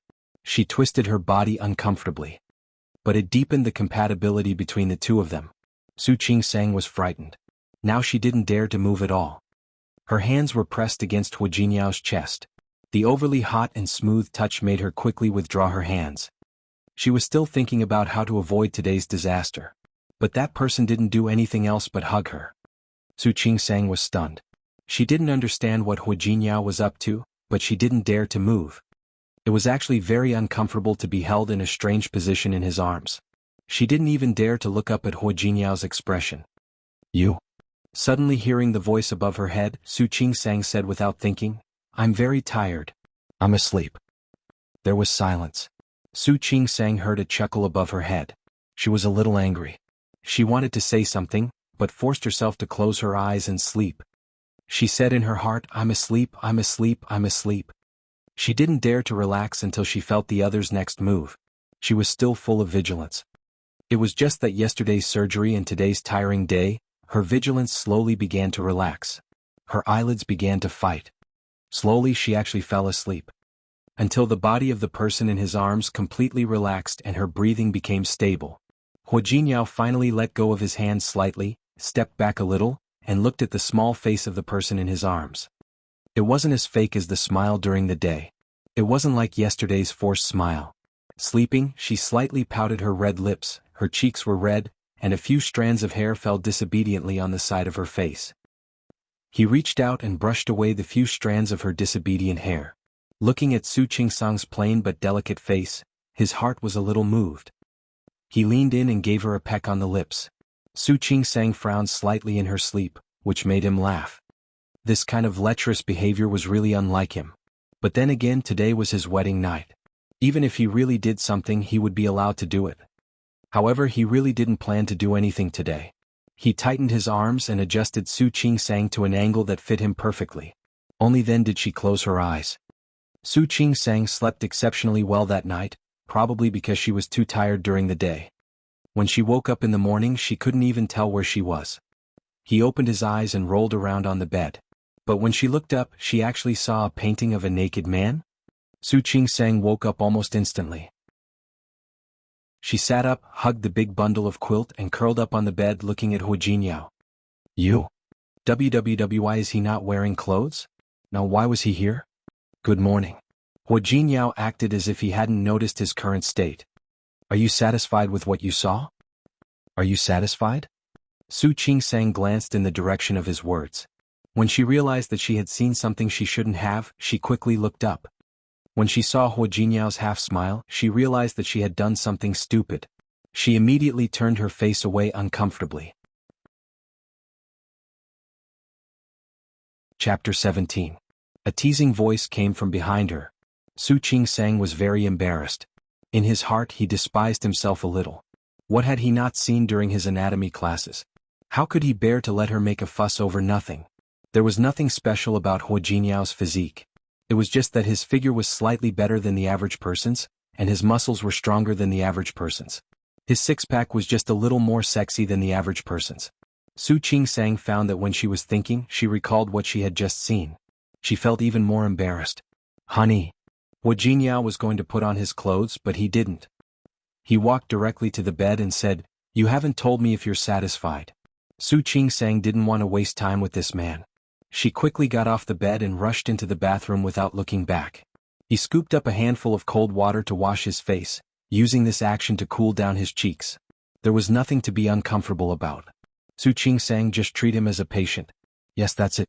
Su Qingsang stayed in the bathroom for nearly half an hour before coming out.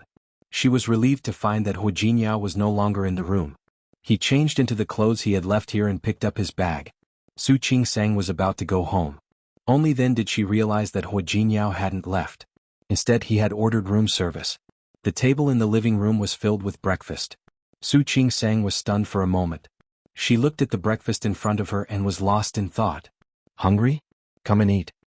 Hu Jinyao sat down at the table and found that Su Qingsang was still in a daze, so he called her. Su Qingsang put down her handbag and walked over. She looked at Hu Jinyao again. Yesterday he was just acting with her, wasn't he? He didn't touch her after that and maintained his gentlemanly demeanor. Didn't that mean that he thought that yesterday was just an act and didn't take it seriously? Now that the show is over, why is he still here? By the way, have you booked a honeymoon trip after the wedding? Su Qingsang shook her head instinctively and said, No, I didn't. There were a lot of things to do in the hospital and it was her first year as an intern. She had already told Wei Lenin in advance that the two of them would not go on a honeymoon after they got married. Do you have holidays? Yes. 3 days. What's the plan for these 3 days? Oh. She still had a paper to submit.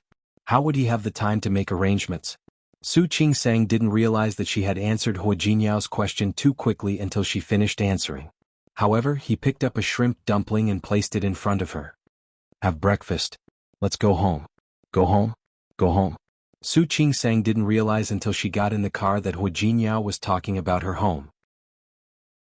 As the illegitimate daughter of the Su family, she naturally could not compare to Su Peixian, who was the legitimate daughter of the Su family. However, neither Su Qinghui nor Li Qianxue wanted others to call them mean. Therefore, in addition to her normal expenses, she also had pocket money. When she was 18, Su Qinghui bought her an apartment very close to the medical school as a rite of passage for her to get into the medical school. When she graduated from medical school, she was gifted a Honda that cost less than 200,000 yuan. Compared to Su Peixian, this kind of equipment was not even worth mentioning. However, Su Qingsang was very content. After all, the price of goods was very high now. To be able to have her own humble abode in Lin City, where every inch of land was extremely expensive, and she didn't have to take the bus or the subway, she had nothing to be dissatisfied about. More importantly, this was her own house. Unless it was necessary, she didn't have to go back to the Su house to face the big family. The apartment was very close to the medical school and the hospital where Su Qingsang worked. It was a 3-bedroom apartment with 2 living rooms. Su Qingsang used her own pocket money to decorate the apartment in the style she liked. This was her little nest. Usually, other than Shi Mengwan, no one else would come here. Even Wei Lenin had only been here once. To Su Qingsang, this was truly her own place. However, this place was not just hers anymore. There was also Hu Jinyao. Chapter 18. The living room was very bright and spacious. The light was also good. The beige decoration made people feel warm and at home. But now, Hu Jinyao, who was more than 1.88 meters tall, was standing in her living room, making the whole living room feel a little cramped all of a sudden. Hua Jinyao's immense pressure made Su Qingsang wonder if she was out of her mind. Otherwise, why would she agree to let Hua Jinyao come to her house? Before he could think clearly, he drove the car home. You. Su Qingsang thought about how to phrase it without hurting Hua Jinyao. Don't you have your own home? No. Didn't you say you were from Lin City? Yes. Hua Jinyao nodded. I'm from Lin City. But I also said that my father is from Lin City, but my mother isn't. Then my father left Lin City a long time ago and works elsewhere. So we don't have a home in Lin City anymore. Then before you, I just came to Lin City to do something, Hua Jinyao said without any embarrassment. I lived in a hotel before. But it was true, but it felt weird. Then now I'm done. Then you're going back to your home? Since it was done, he should leave, right? No. Hua Jinyao moved his index finger and said, Since we're married now, I'll be wherever you are. Su Qingsang's lips moved. Looking at Hua Jinyao, she felt that something was wrong. Then what about your job? I don't have a job for now. When Hua Jinyao spoke, he seemed a little embarrassed. You won't dislike me because of this, will you?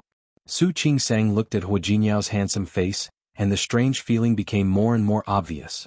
But didn't you say that you worked in a small company? Yes. Hua Jinyao nodded and the embarrassment disappeared. He looked a little more matter-of-factly. I work in C City, but I'm married to you now. Of course I want to be with you. Naturally, I told the boss that I won't go back to work. So I'm currently unemployed. Su Qingsang's mouth opened and closed again. Hua Jinyao talked about it as if it were the weather. She didn't know what to say. What did you do before? Perhaps she could take a look or ask her friend to see if there was any suitable job for him. Hua Jinyao didn't answer her question.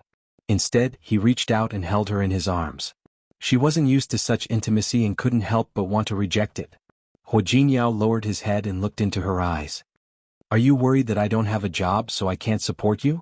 Su Qingsang didn't even care about the teasing in his words. She squirmed uncomfortably and said, Let me go if you want to talk. You haven't said it yet. Are you worried that I can't afford to raise you? I don't need you to raise me. Su Qinghui had given her a house and a car to shut people up, and he had also given her a shop with a good location for her wedding. She was now past her internship. He earned enough money to support himself. Then you can raise me. Seeing the resistance on Su Qingsang's face, Hua Jinyao put on a careless smile and said, Before I find a job, I can only trouble you to support me. As a man, he wasn't embarrassed at all to ask her to support him. Su Qingsang's lips moved. At this moment, she didn't even care that she was in his arms. What do you study? How about I help you find a job? You still say that you don't dislike me? You obviously don't like me. Hua Jinyao looked sad. Su Qingsang couldn't find her voice for a long time. This guy really knew how to confuse black and white. Chapter 19. What did he mean by all aspects? Su Qingsang understood the meaning of his words and looked at where he was looking. She pushed him away. Enough. The more she said, the more outrageous she became. She took a step back and cleared her throat. I still have something to do. If you don't have anything to do, clean up the place. Her salary wasn't low, plus her previous savings. It wasn't a big deal to have one more man to eat. She glanced at Hua Jinyao's face. Was she raising a gigolo? She rubbed her eyebrows and suddenly had a headache. It wasn't exactly inviting a wolf into the house. But she was the one who chose him, and she was the one who said she wanted to get married. Now that things were like this, she didn't know what else she could do. Everyone had their own strengths and weaknesses. It was understandable that he couldn't find a job. However, she couldn't stand it. A man was so unambitious, yet he could say that he needed a woman to support him. How thick-skinned did he have to be to say it so naturally? She rubbed her eyebrows. If Su Peijian knew that she had chosen such a person to marry, it would be really exciting. She looked Hua Jinyao up and down again. When she saw his sloppy appearance, she sighed in her heart. Forget it. Let's leave it at that. Anyway, she really had to ask this person to cooperate with her for the next few days. As for the future, if they really couldn't meet or if there was a difference in principle, at that time she would think of a way to get a divorce. Su Peijian probably wouldn't keep an eye on you anymore as long as she returned to her family after 3 dynasties. At that time she would naturally have a way to get rid of this man. Are you worried now? Hua Jinyao seemed to know what she was worried about. Don't worry, I was just joking. Before I left, I helped my boss solve a big problem. Even if I don't work for the time being, I won't starve to death. As he spoke, he didn't forget to carefully look at her expression, as if he was worried that she would regret it now. If you don't believe me, I can go find a job tomorrow. Su Qingsang waved her hand tiredly. Forget it. There's no hurry. She glanced at Hu Jinyao again. I have something to do. Don't disturb me. As she spoke, she entered her study. Although it was called a study, it was actually not that big. There were 3 rooms, 1 master bedroom, 1 guest room, and the last room adjacent to the master bedroom was divided into 2 by Su Qingsang. One was a cloakroom and the other was a study. Su Qingsang sat down behind the desk, opened her notebook, and prepared to finish the unfinished paper from last time and hand it in. This was the bad thing about being a doctor. You couldn't lack research papers or you wouldn't be able to get promoted. Su Qingsang was so focused that she didn't notice the passage of time. It wasn't until she heard a knock on the door that she realized it was already noon. The door of the study was knocked twice before it opened. Before she could get up, she saw Hu Jinyao standing outside. Time to eat. Those 3 simple words gave Su Qingsang a very strange feeling. She had always been the only one in the house. Occasionally, Shi Mingwan would come here to stay for a day or 2. But that little girl had been very busy since she opened her own studio. Most of the time she would come to stay one night and leave the next day. For the first time she realized that there was now another person in the house. And she was already married. Chapter 20. Hu Jinyao called her Qingsang very smoothly. Su Qingsang glanced at him. He looked calm and unperturbed. She wanted to tell him not to call her that, but she swallowed her words. It was just a name, he could call it whatever he wanted. In any case, this marriage would not last long. He saved the document and stood up. She walked out of the room and saw 4 dishes and a soup on the dining table. She froze and turned to look at him. You can cook. It doesn't look like it.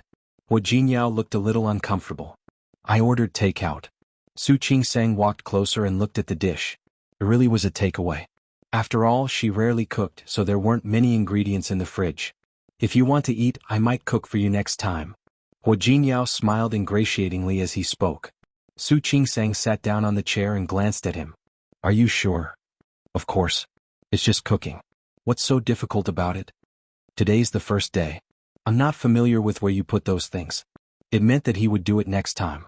Su Qingsang nodded. She really thought that he would, so she didn't say much. She didn't know how to cook. No matter how badly the Su family treated her, it was impossible for them to treat her harshly. It was impossible for her to be a servant. After that, she devoted herself to her studies. In order to get rid of her family as soon as possible, she almost always lived on campus and ate in the cafeteria. At best, she could only cook some noodles. She really didn't know how to cook. Although it's takeaway, the taste shouldn't be bad. But if you don't like it, you can call me again. After all, I don't know what you like to eat. Hu Jinyao's expectant look made Su Qingsang very uncomfortable. It's okay. I'm not picky. She was just an illegitimate daughter of the Su family. What right did she have to be picky? Therefore, Hu Jinyao didn't have to do that. Hu Jinyao sat down next to her and scooped a bowl of soup for her. His expression was a little too solicitous. Su Qingsang was not used to it. Hu Jinyao acted as if he didn't see her uneasiness. Let me know if there's anything you like. We'll eat it tonight. I told you I'm not a picky eater. She was very busy and really did not have time to worry about such a trivial matter like eating. Hu Jinyao didn't say anything. He looked at the cold look on her face and seemed a little confused. He tilted his head and looked at her with a probing expression. Are you unhappy? No. She was the one who wanted to get married. She had no reason to disrespect Hu Jinyao. But she really wasn't used to having another person by her side. Even Wei Lenin, who was about to get married, didn't behave like him. But you obviously don't look happy. Su Qingsang had a headache over Hu Jinyao's tactless behavior. I'm not unhappy. Seeing that Hu Jinyao seemed to be frightened by her, she softened her voice and said, You are a man. You really don't have to do this. For as long as she could remember, she had lived in the Su family. It was not hard to imagine that Su Qinghui and Li Qianxue were not on good terms. It wasn't just the Su family. She had seen some couples who were in contact with the Su family. They looked harmonious on the surface, but their relationship was not that good. This was also why she agreed to marry Wei Lenin. She had no expectations for love, nor for men. It was just living with a man. It was the same for everyone. Look, it's either Wei Lenin or Hu Jinyao today. Does it matter who I'm with? She even felt that it was normal for people like Su Qinghui and Li Qianxue to be cold and distant. You don't have to do this. Thinking of this, she added, Hu Jinyao. We both know that we are only husband and wife on the surface. You don't have to do these things. Chapter 21. At this time, Su Qingsang felt that some things could be made clear. Hu Jinyao. I made that request to you in a moment of desperation the day before yesterday. You helped me out and I thank you. But we're still not suitable. If you think that you want to find a woman who can spend the rest of her life with you and wholeheartedly take care of your husband and children, then I'm not suitable. You don't have to do these things because I don't need them. I think maybe after this period of time we can get a divorce. After all, we both know that yesterday was just a stopgap measure, and the two of us are just... Before she could say the words fake husband and wife, Hu Jinyao's hand pressed on her hand at this time. His palm was slender. The joints were distinct but warm and scorching. Su Qingsang was stunned for a moment and instinctively looked up at him. I won't get a divorce. The 5 sonorous words shocked Su Qingsang, and she didn't know what to say for a moment. You're my wife and we're already married. So we won't get a divorce. Su Qingsang couldn't say the rest of the words and didn't know what to say. The Hu Jinyao in front of her seemed to have changed into a different person. Such serious eyes, such focus, and that gaze scared Su Qingsang a little. She instinctively wanted to pull her hand back, but Hu Jinyao let go of her hand first. Besides, I don't have a job now and I still rely on you to support me. Hu Jinyao's serious expression only lasted for 3 seconds, and at this time, his expression became frivolous again. You also said that I helped you a lot. Don't think about leaving me. This person really? Su Qingsang didn't know what to say at this time. She actually felt a little nervous when Hu Jinyao looked at her so seriously just now. But who would have thought that this guy was actually pretending? She wasn't very disappointed, nor was she unhappy. Su Qingsang calmed down now. It was good that it wasn't like this. There was no example of a happy marriage around her. Those love stories that only existed in books were far away from her. If Hu Jinyao just wanted her to support him, it wouldn't be difficult. This kind of relationship was the best and safest. If he was serious, then she would really be worried. Su Qingsang, who was relaxed, was in the mood to taste the food on the table. Su Qingsang had lived in the Su family since she was a child. He had also developed the habit of not speaking while eating. However, Hu Jinyao did not have such scruples. He picked up food for her and scooped soup for her. Su Qingsang felt very uncomfortable.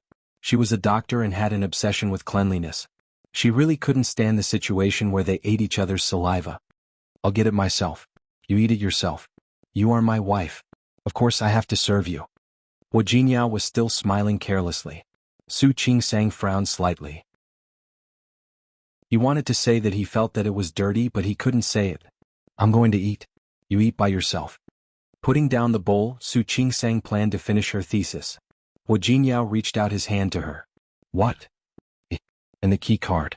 Hu Jinyao looked at Su Qingsang with a matter-of-fact expression. I still have my luggage in the hotel. I plan to bring it over later. Shouldn't you give me the key and card?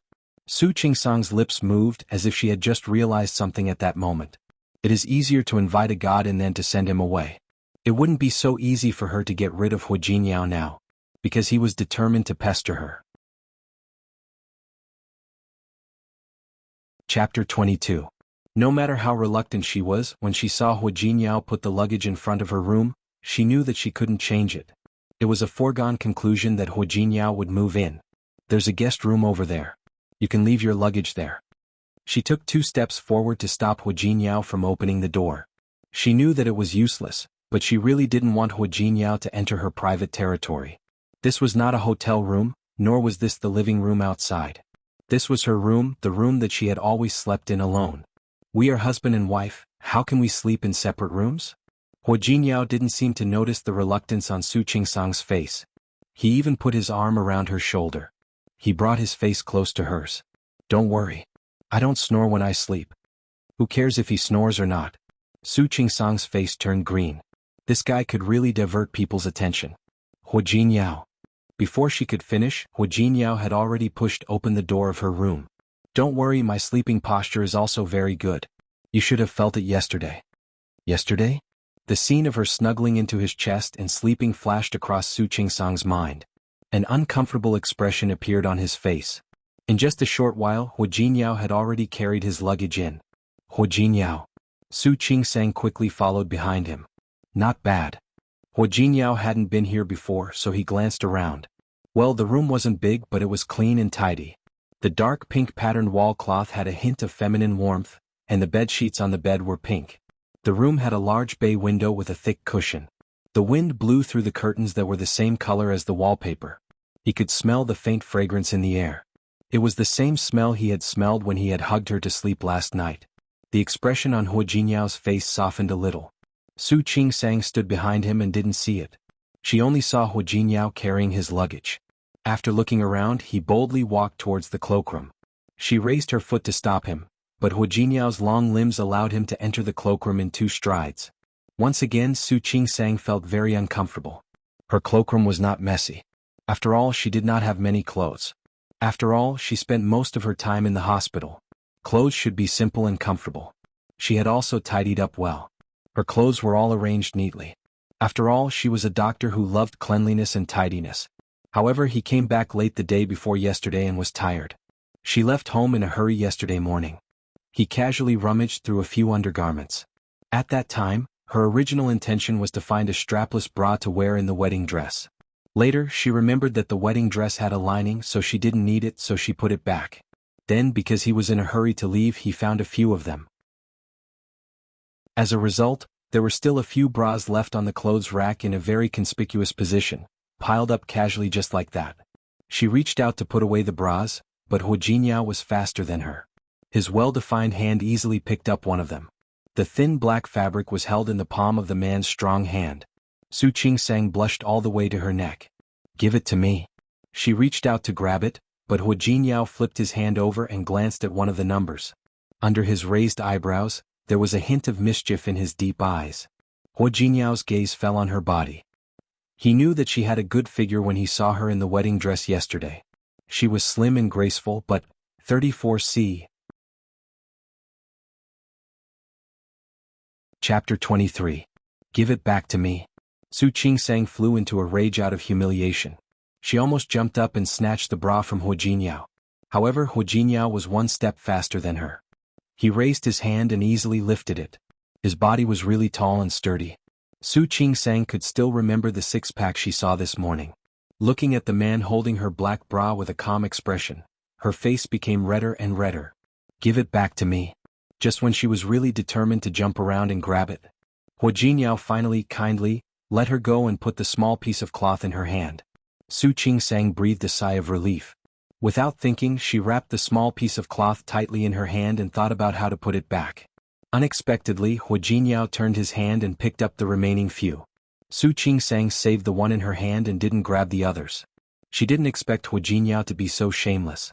Hu Jinyao. Was he a pervert? Sorry. As Hu Jinyao spoke, he put the thin cloth in his hand back. He grinned, showing his white teeth. "I haven't seen it before, so I'm a little curious." She hadn't seen it before?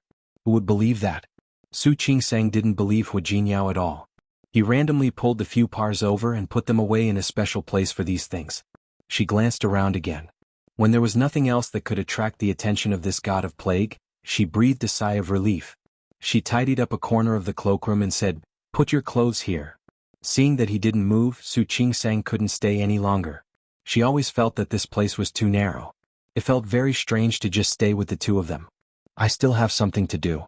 You can clean up by yourself." As she spoke, she suddenly stopped and looked at him. "Don't touch my things." Su Qingsang's face was still a little red when she returned to the study. She was surprised by the uneasiness. As a doctor, what hadn't she seen? The body of a man, the body of a woman, the structure of the human body. Why did she feel uncomfortable? Why did she feel guilty? She didn't need to, okay? Patting her cheeks, Su Qingsang decided to finish the paper she had been working on. But before she could type 2 lines, she was interrupted again. Looking at Hu Jinyao's head poking through the door, she suddenly felt a headache coming on. "What's up?" Her mind was still thinking about the scene of him pinching her little asterisk, and her expression couldn't be considered very good. "What do you want to eat tonight?" "Whatever." "How can you be so casual?" As they spoke, Hu Jinyao came in. "Today is our first day of marriage, right? Of course we have to celebrate, don't you think?"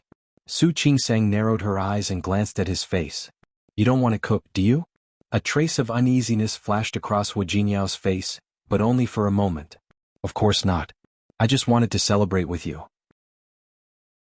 Su Qingsang glanced at the time. It was still early, not even 4 o'clock. Maybe later. I still have something to do. We can't be late. Hu Jinyao took a few steps forward and pulled her up. We have to go somewhere else before dinner. Where to? Su Qingsang didn't want to move. Her paper was very important. Director Zhang Qiubai, her supervisor at the hospital where she was staying, was very good to her and had always given her many opportunities to practice. She still wanted to continue her studies until she got a doctorate. You'll know when we get there. As he spoke, Hu Jinyao forcefully pulled her up.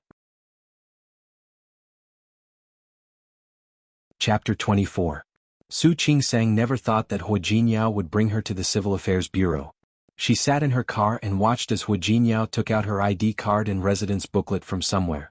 His lips opened and closed and opened again. You, my dear wife, we had the wedding yesterday but we haven't got the certificate yet.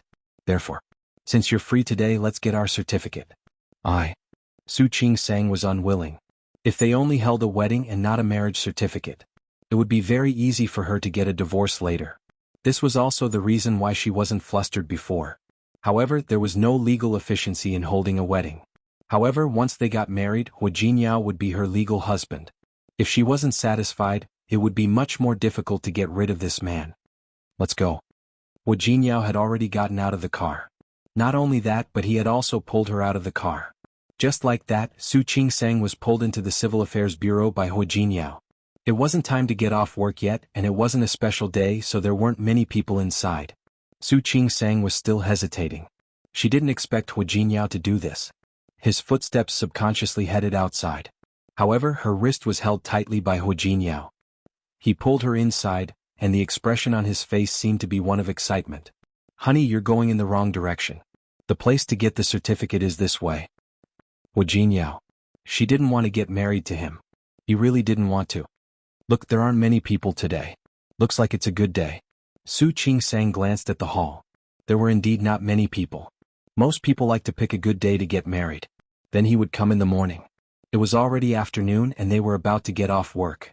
A couple in front of them had just finished, and now it was their turn. Hu Jinyao handed over all the certificates. His attentive attitude surprised Su Qingsang even more than yesterday's wedding.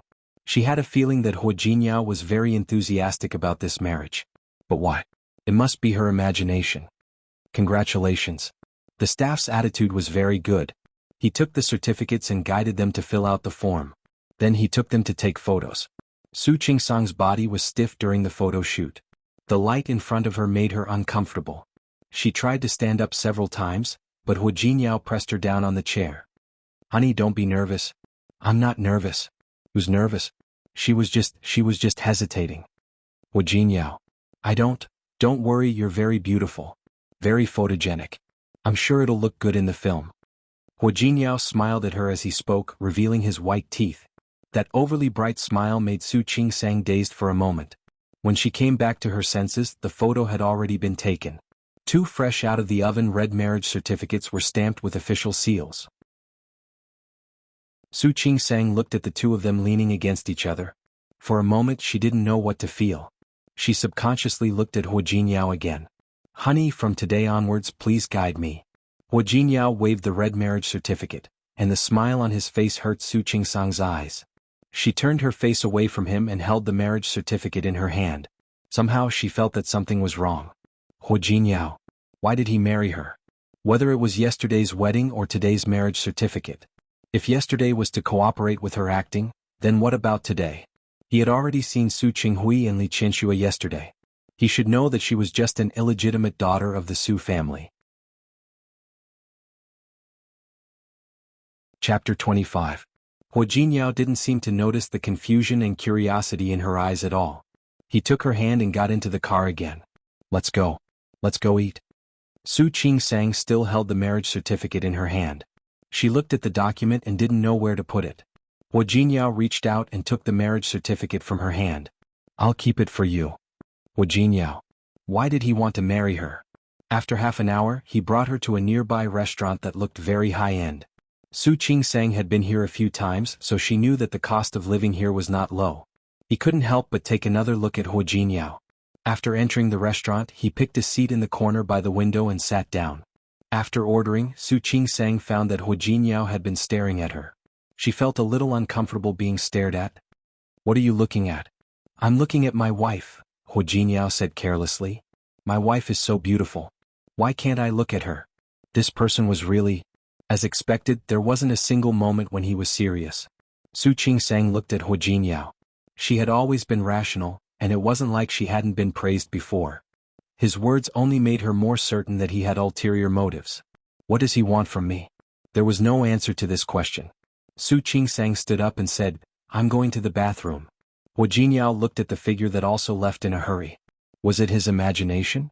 Why didn't his compliments make Su Qingsang happy? He glanced at the display window. It was late at night and the lights in the restaurant were already on. He could see his own reflection. Wasn't he handsome? That woman had bad taste. Hu Jinyao was sure of it. Su Qingsang stayed in the bathroom for a while, but she didn't feel shy. At first, when Hu Jinyao moved into her house, she was a little flustered. But now she began to develop a deep defense against this man. What was his goal? Before she figured it out, she could only reserve her opinion of Hu Jinyao. As for his goal, don't worry, they will find out sooner or later. Su Qingsang was so sure. Hu Jinyao found that Su Qingsang's attitude was much colder when she came back. This puzzled him. However, he thought that maybe Su Qingsang was not used to being praised. Was fine. If he praised her more in the future, she might get used to it. He was half full from the meal. Su Qingsang's phone rang. She glanced at Hu Jinyao, who gave her a look that said, "Do whatever you want." Su Qingsang picked up the phone. It was Su Qinghui. He reminded himself that tomorrow would be the third day of his marriage. He asked her to remember to bring Hu Jinyao home. Su Qingsang was surprised by the call. She thought that neither Li Qianxue nor Su Peijian wanted to see her, even if it was etiquette to return home. Based on Su Peijian's personality, wouldn't she want him to stay as far away from her as possible? What's wrong? What's the matter? Su Qingsang looked at his face. This person was very handsome, there was no doubt about it. But now being handsome was useless.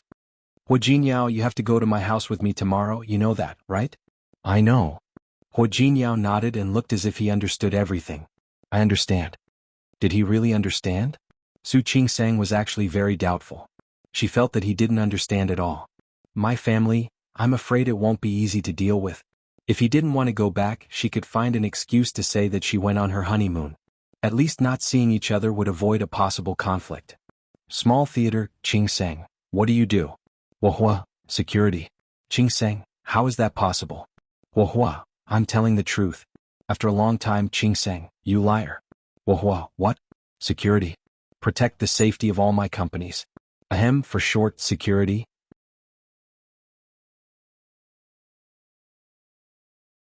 Chapter 26. Don't worry. Isn't it just accompanying you back to see your family?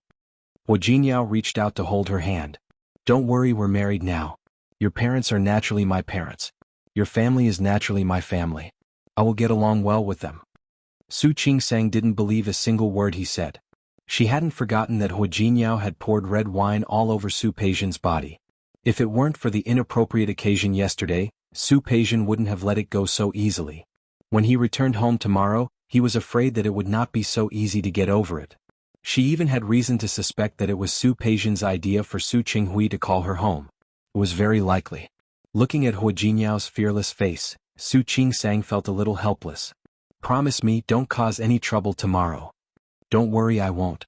Hu Jinyao smiled brightly. Causing trouble? Of course not.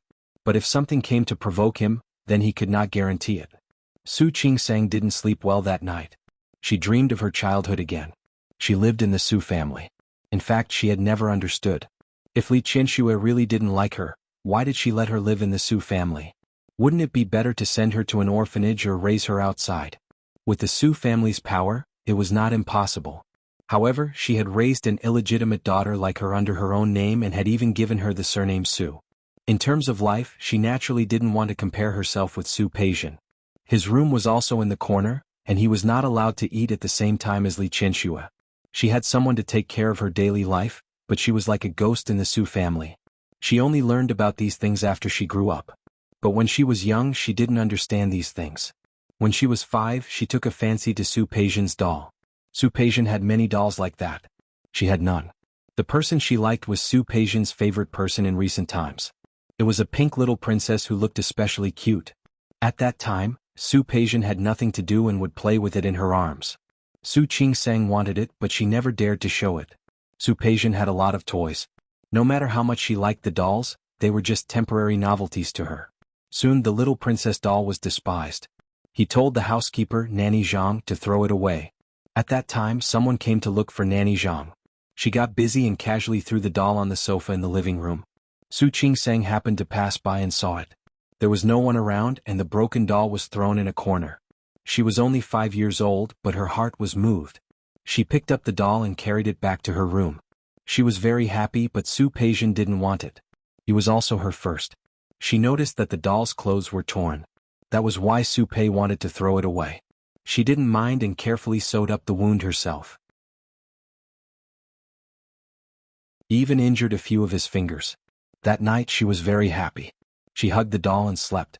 She thought that Su Peijian didn't want it so she didn't think about hiding it. For a whole month she played with the doll every day, hugged the doll and slept together. Until one day Su Peijian discovered it. She said the doll was hers. Su Qingsang argued, saying that she picked it up because Su Peijian didn't want it anymore. Su Peijian insisted. Even if I don't want something that I don't want, I won't give it to you. But you don't want it anymore. What's wrong with giving it to me? Chapter 27. At that time she was still young and didn't really understand what an illegitimate daughter was. Su Qingsang, aren't you going to return it? No, I picked it up. It's mine. Su Peijian had her stubbornness and she also had her own. She had always been alone, and this doll accompanied her so that she wouldn't be alone. She didn't want to return it to her. Just you wait. Su Peijian left at that time and didn't ask her for it again. She thought that this matter would be over. However, that day when she came back from kindergarten, the first doll in her life, which had accompanied her for a month, was cut into pieces. The clothes on its body were all in pieces. Its limbs were removed and the doll's head was twisted off. What was even more terrifying was that it was covered with red paint, looking like the doll's blood. The blood dyed her bed sheets red. Su Qingsang, who was only 5 years old, was frightened. Ha! Su Qingsang sat up and looked at the dark room in front of her, gasping for breath. She patted her chest and wanted to get out of bed to pour herself a glass of water. The bedside lamp was turned on first. Are you okay? The sudden voice startled Su Qingsang. She quickly stepped back, and this movement almost made her fall under the bed. Fortunately, there was a hand on her waist that held her faster and didn't let her fall. What's wrong? Hua Jinyao's enlarged face brought her back to reality. Looking at her familiar room, it seemed that it was only at this moment that she once again realized that she was married. Yes, she was married. The groom was this man who seemed to have nothing good except for his handsome appearance. Shaking her head, she pushed his hand away. Are you okay? Hua Jinyao asked again. Su Qingsang couldn't say it. She shook her head and wanted to get out of bed. Hua Jinyao was one step faster than her. He got out of bed and poured her a glass of warm water, then put it in her hand. What's wrong? Did you have a nightmare? Su Qingsang glanced at him. She took the water from his hand and didn't say anything. As the warm water entered her throat, she felt better than before. In fact, she hadn't dreamed of that doll for a long time. In fact, she had benefited from the doll incident. After that, Su Qinghui seemed to have finally shown kindness. Every time he bought toys for Su Peijian, he would buy one for her as well. Although the toys given to her were nothing compared to those given to Su Peijian. But she also began to have her own toys. It was just that those toys that truly belonged to her didn't end up well. Su Qingsang's face turned green again as she recalled certain scenes from the past. She really wasn't a person who liked to reminisce. What did you dream about? Hua Jinyao asked again. Only then did Su Qingsang turn her attention to the man. Last night the two of them went to eat together. After this man came back, he began to act shamelessly again.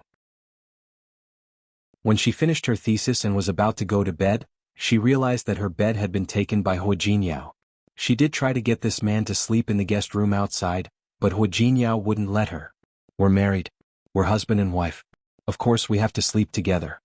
Su Qingsang couldn't control him at all. Fortunately, other than hugging her to sleep like he did yesterday, He didn't do anything more excessive. Otherwise she might not be able to help herself and hit him. Dreams are all opposite. Seeing that she didn't speak, Hu Jinyao took the empty glass from her hand and put it aside. He carefully looked at her face. The concern on his face didn't seem to be fake. Chapter 28. She seemed to be in a daze, as if she was still troubled by the nightmare. Hu Jinyao looked at her dazed expression and reached out to hold her in his arms. Don't be afraid. Dreams are all opposite. There's nothing to be afraid of. His hand on her waist tightened slightly, and his comforting tone was stiff and jerky. Su Qingsang couldn't help but look at him again because of this realization. She didn't expect this man to know how to comfort people. As soon as she looked at him, he immediately became playful again. How is it? Did you suddenly realize that your husband is very handsome? Hu Jinyao saw that she was looking at him, and the corners of his lips curled up again. Under the light, his face was indeed very handsome. People said that the more you looked at a beauty under the light, the more beautiful she was. Of course, the premise was that his current expression didn't make people feel like they were asking for a beating. His proud expression made Su Qingsang's mouth twitch. She took back what she said just now. This man would probably never learn to be serious. His hand circled around her waist just like that. She really wasn't used to it, so she reached out to pull it away. Hu Jinyao was extremely stubborn and refused to let go. What? I'm not handsome? Su Qingsang rolled her eyes. Let go. I'm going to sleep. Let's sleep together. Who wanted to sleep with him? Su Qingsang wanted to say something, but Hu Jinyao had already laid down with her in his arms. Hu Jinyao. Who could sleep well with a hand on her waist? Take your hand away. No. Take it away. No. Are you taking it away or not? I'm not taking it away. Hu Jinyao tightened his grip as he spoke. Go to sleep. If you don't sleep, we'll do something else. What else? Realizing this, Su Qingsang quickly closed her eyes. She was still not used to being hugged to sleep like this. She unconsciously twisted her body, but Hu Jinyao's voice came from above her head again. Don't move. If she continued to twist like this, he really couldn't guarantee what would happen. Master. Su Qingsang didn't dare to move. She raised her eyes and glared at Hu Jinyao, only feeling that this man looked exceptionally annoying. Su Qingsang retracted her gaze and yawned. Having just experienced a nightmare, she thought that she would not be able to sleep. But in reality, she didn't have any more dreams to disturb her that night. She didn't have any dreams until dawn. When Su Qingsang woke up, the other side of the bed was empty again. Thinking that today was the day she returned to her family, Su Qingsang stood up. Back to the door. A feast at Hongmen. After washing up, Su Qingsang saw that Hu Jinyao had just walked in. He was carrying several bags of breakfast in his hands. You're up? Just in time for dinner. Hu Jinyao smiled at her, revealing his white teeth. Su Qingsang looked at the sportswear he was wearing. Did he go jogging? Hu Jinyao had already put down the breakfast. Aren't you going out? Su Qingsang was a doctor and often had irregular meals. She knew this was not good, but sometimes she would really forget. However, Hu Jinyao had only lived here for 2 days, and he was already staring at her while she ate. She couldn't tell how she felt, but at least she didn't hate it. Su Qingsang quietly ate breakfast and looked at Hu Jinyao in the morning light. She couldn't understand him anymore. She also didn't understand why this man married her. But now she had an inexplicable feeling. Maybe he didn't marry her for any purpose? He shouldn't have any purpose, right? Chapter 29. Su Qingsang's apartment was some distance away from the Su mansion. As the car drove steadily, she couldn't help but turn around and look at Hu Jinyao. The day before yesterday, Hu Jinyao was wearing a white suit and looked handsome. Yesterday he was wearing casual clothes and looked casual. Today Hu Jinyao was wearing a white shirt and black trousers. It was such a hot day, but he didn't feel hot.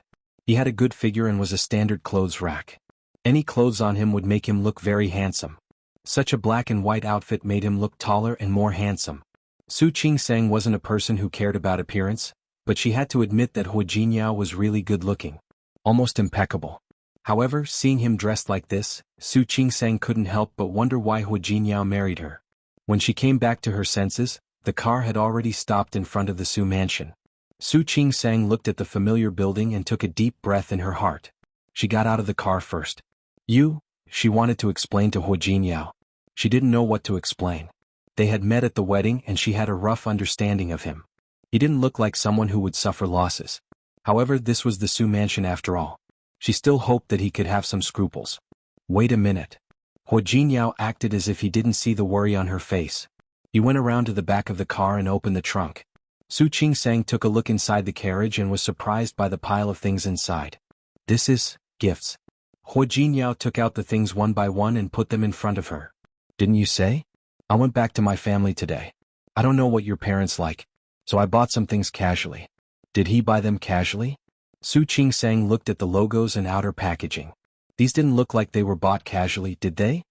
You spent a lot of money. There was no need. Her position in the Su family was awkward. No matter how much she bought or how well she did, the Su family wouldn't appreciate it. It's not expensive. As Huo Jinyao spoke, he picked up all the bags and put his face close to her. Didn't I say that I lost my job? I used all my savings to buy these. You have to support me in the future. The corner of Su Qingsang's mouth twitched. Was this person trying to impress her? It's my first time visiting, so it's only right for me to please my mother-in-law and father-in-law. Don't you agree?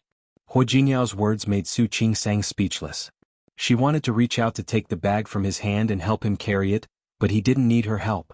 The concierge heard the commotion and came to open the door. Soon Nanny Zhang also came out.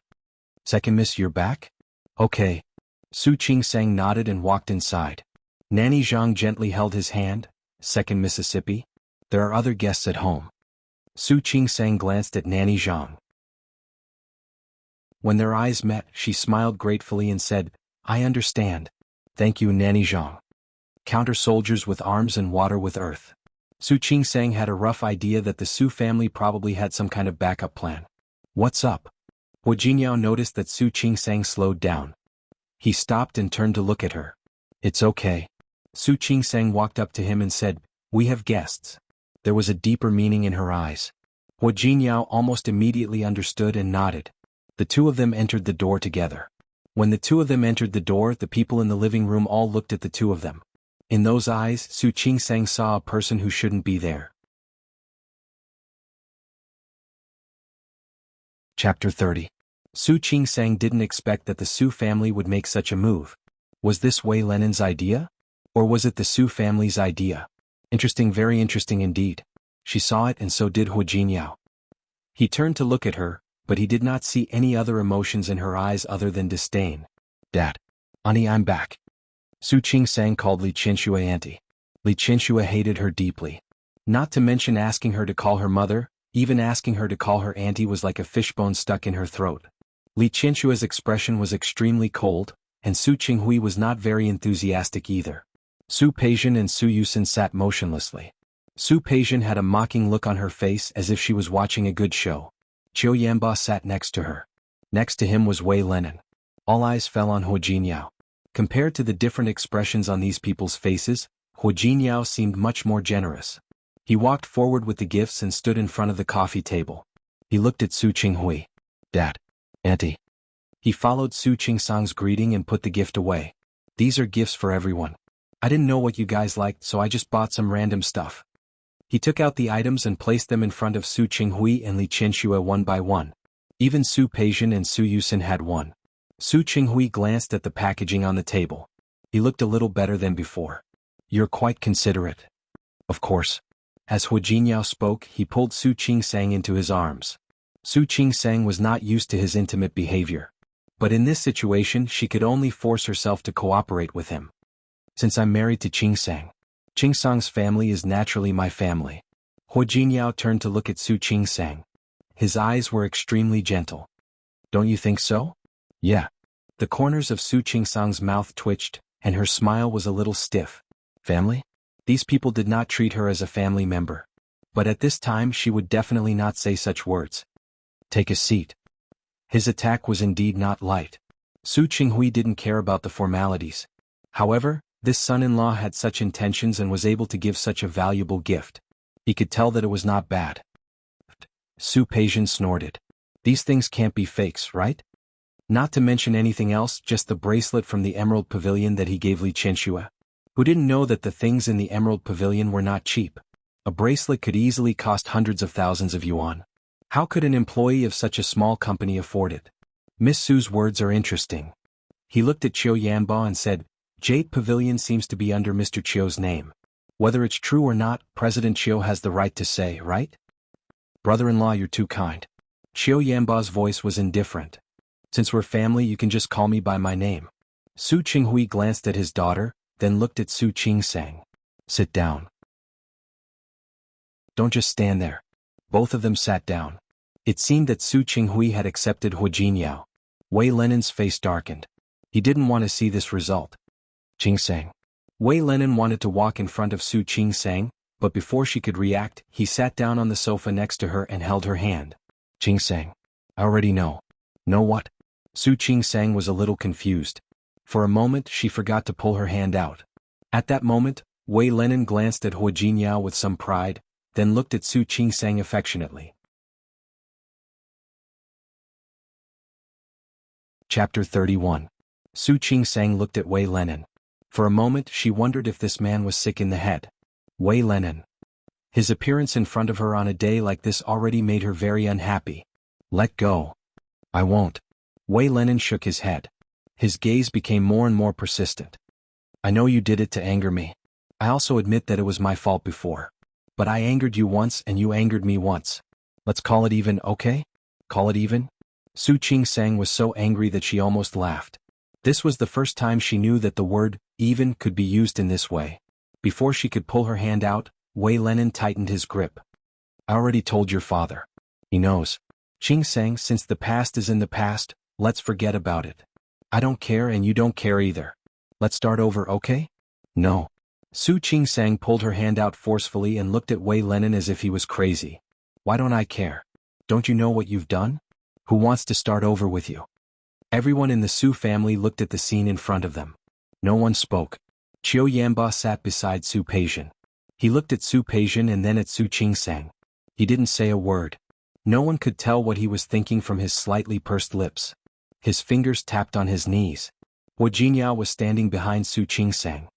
His expression had changed from one of nonchalance to one of seriousness. He didn't care about what Wei Lenin said.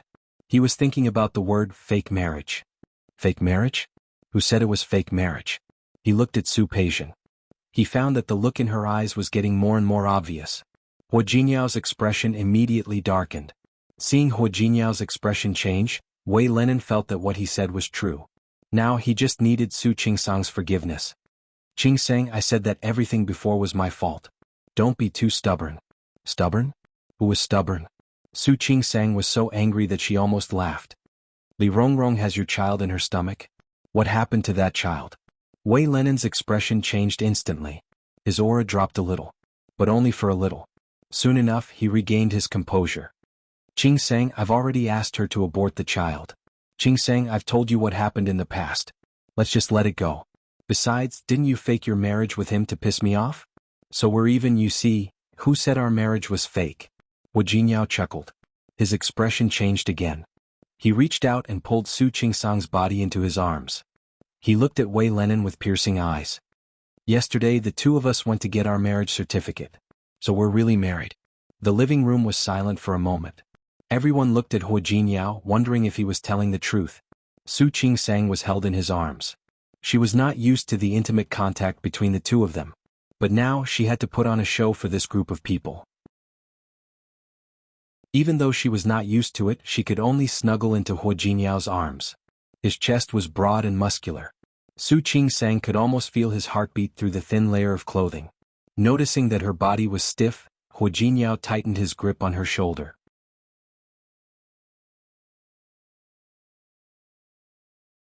Chapter 32. Wei Lenin didn't believe that Su Qingsang would be willing to marry Hu Jinyao. He had specially investigated. This Hu Jinyao didn't have any background. He had investigated and found out that he was just a poor boy with nothing. Even the Hua family didn't come on the wedding day. If it wasn't a fake marriage, then it was shameful.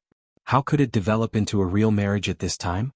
Compared to his agitation, Hu Jinyao was much calmer. Looking at Wei Lenin's face full of doubt and exasperation, Hu Jinyao didn't care that the other Su family members were there. He tilted his head and planted a kiss on Su Qingsang's cheek. Looking at Wei Lenin, who was about to explode, he smiled. Nothing is impossible. Things like getting the marriage certificate can be found out easily. Besides, why would I lie to you? The other Su family members were all dumbfounded by the sudden display of affection. Su Peijian bit her lip and looked at Qiu Yanba subconsciously. He acted as if he didn't see her and only looked at Su Qingsang. Wei Lenin was very angry. His face, which had always been gentle, was now flushed with anger. He turned to face Su Qingsang and tried to control his anger. "Qingsang, do you have to hurt me like this? I admit that what happened before was my fault, but I promise I won't do it again. Why can't you forgive me?" Hua Jinyao wanted to say something, but Su Qingsang was amused by Wei Lenin's words. As expected, shameless people were invincible. Who hurt who? She didn't know that Wei Lenin was so shameless before. "Wei Lenin, if you must think that I hurt you by marrying someone else, then so be it. Now please leave. I don't want to see you." "Qingsang?" Wei Lenin couldn't believe that she was asking him to leave. "Hua Jinyao and I are already married. The wedding was held and we got our marriage certificate. Whether you admit it or not, this is an unchangeable fact. If you don't believe me, there's nothing I can do. As for you saying that I hurt you? Wei Lenin, today is a good day for me to return to my family. You just came here and said these things. Who hurt who?" Wei Lenin's lips moved. He instinctively turned his head to look at the other members of the Su family, as if seeking help. However, no one in the Su family made a sound. Everyone was looking at Su Qingsang as if wondering why she had changed. Wei Lenin turned around to look at Su Qingsang again. He wanted to leave but was unwilling, but Su Qingsang had such an attitude when she stayed. She looked around, then turned to Hua Jinyao and reached out her hand to him. Hua Jinyao readily stood up and reached out to shake her hand. Su Qingsang took a deep breath. There were some things that she knew the result long ago. But when she saw the truth again, it still made her feel a little uncomfortable. However, she should have been used to such emotions a long time ago. It was impossible for Wei Lenin to appear today without the permission of the Su family. Su Peijian only had this idea, but Li Qinxue and Su Qinghui didn't stop her. No matter what, they were family members who had lived together for more than 20 years. It was fine if he was rude to her in private, but on a day like this, he humiliated her like this. "Jinyao." Su Qingsang's voice was very soft. She usually didn't care about anything, but today she was tough for once. "Let's go." Chapter 33. Su Qinghui was surprised by Su Qingsang's action. "Qingsang? Since this family doesn't welcome us, we'll be leaving first." Su Qingsang found it strange that she could still remain calm at a time like this. If he was really injured too much, it wouldn't matter anymore, right? Su Qingsang. Su Peijian stood up abruptly as if she was about to explode. Li Qinxue glared at her and she had to sit back down. There was some interest in Qiu Yanba's eyes. He seemed to be pondering over the scene in front of him. Su Qingsang didn't look at anyone else but Hua Jinyao. If the purpose of his marriage was to get close to the Su family, then he would know now that it was useless. Hua Jinyao put an arm around Su Qingsang's shoulder. "Let's go." His relaxed attitude made Su Qingsang heave a sigh of relief. If Hua Jinyao really said that he wanted to stay, she would lose even more face. As soon as she thought of this, she felt grateful to Hua Jinyao. She was even less repulsed by his hand on her shoulder. Su Qinghui frowned. He glanced at Li Qinxue and then at Su Peijian. He was also aware of today's matter, but he did not object to it. However, "Fine, I'll leave. If you have the guts, don't ever come to this door again." Su Peijian's voice was filled with hatred, which made Li Qinxue glance at her. "Peijian, what nonsense are you talking about?" Li Qinxue was the beloved daughter of the president of the Li group. Naturally, she was doted on. She didn't care about the world, but because she loved Su Qinghui so much, she even accepted his illegitimate daughter. How could she not hate him? Naturally, he hated them. However, she came from a prestigious family after all.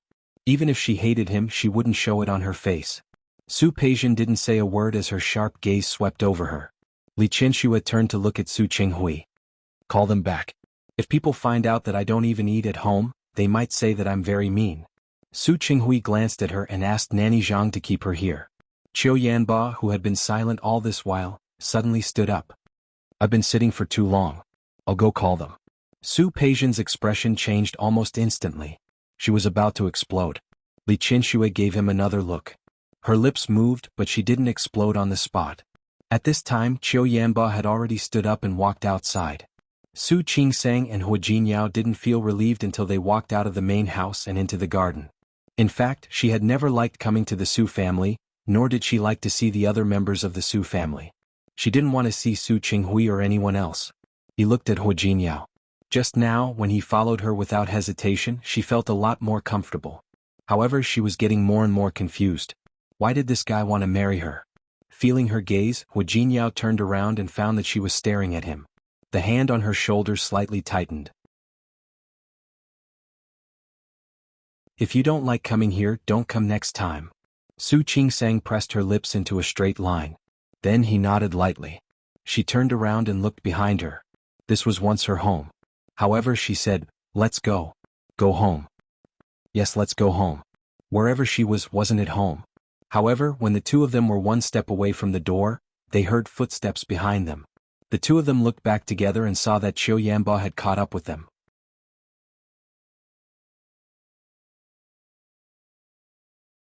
Chapter 34. Su Qingsang didn't like the Su family, so naturally she wouldn't like this future son-in-law of the Su family. The Su family and the Qiu family had been friends for generations. Ever since he was young, Qiu Yanba had always been a child in the eyes of the elders. He earned a master's degree in business administration from MIT early on. After returning home, he entered the family business and began to help the Qiu family deal with the family business. He would visit the Su family every year. Su Peijian was in the prime of her youth. Qiu Yanba was good-looking and had a good family background. In her opinion, in all of Lin City, only Qiu Yanba was worthy of her. Coincidentally, the Qiu family also wanted to form a marriage alliance with the Su family. Therefore, the day Qiu Yanbo returned to China to take over the company after completing his studies was also a good day for the two of them to get engaged. Su Qingsang had always known how much Su Peijian cared about Qiu Yanba. That was why she kept her distance from him. However, she did not know what had happened that night. However, in her opinion, after she fell to the ground, Qiu Yanba not only didn't help her explain, but also acquiesced to Su Peijian's accusation. That was intolerable. She was not that cheap.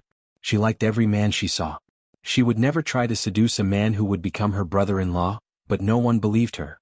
Qiu Yanba's attitude that day, as if he was watching a show, also made her feel uncomfortable. Qiu Yanba acted as if he didn't see Su Qingsang's sullen face.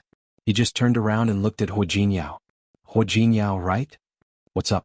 Hu Jinyao's hand never left her shoulder. Because of Qiu Yanba, he tightened his grip.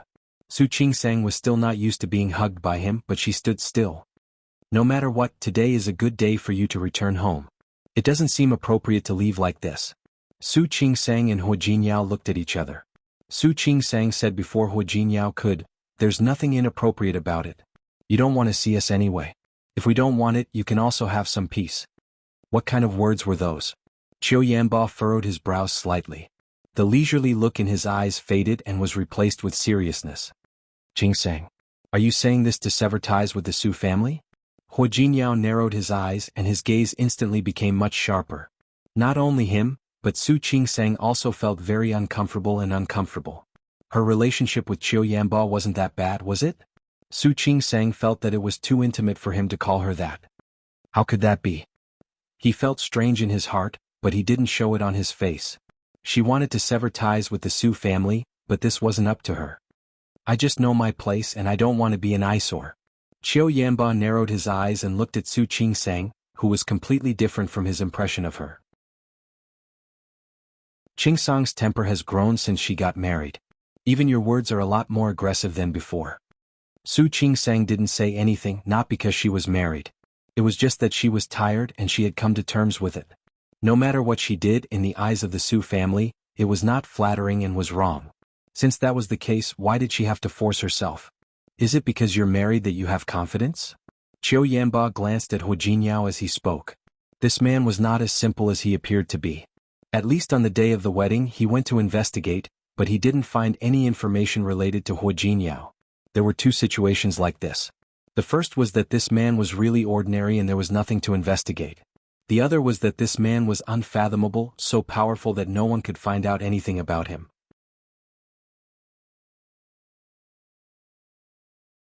Chapter 35. Is there anything else? Su Qingsang didn't want to waste any more time here, especially when this person was Qiu Yanba. If Su Peijian saw it, there would be more to say. Qiu Yanba chuckled. "Qingsang, you really don't have to be in such a hurry to leave. Especially on a day like today. We're all family. Stay for a meal before you leave." As he spoke, he glanced at Hu Jinyao from the corner of his eye. He was really curious now. What was this man's trump card? No need. Su Qingsang refused. I don't want you to be too full. Why would you? Qiu Yanba turned to look at Hu Jinyao. Does Jinyao think so too?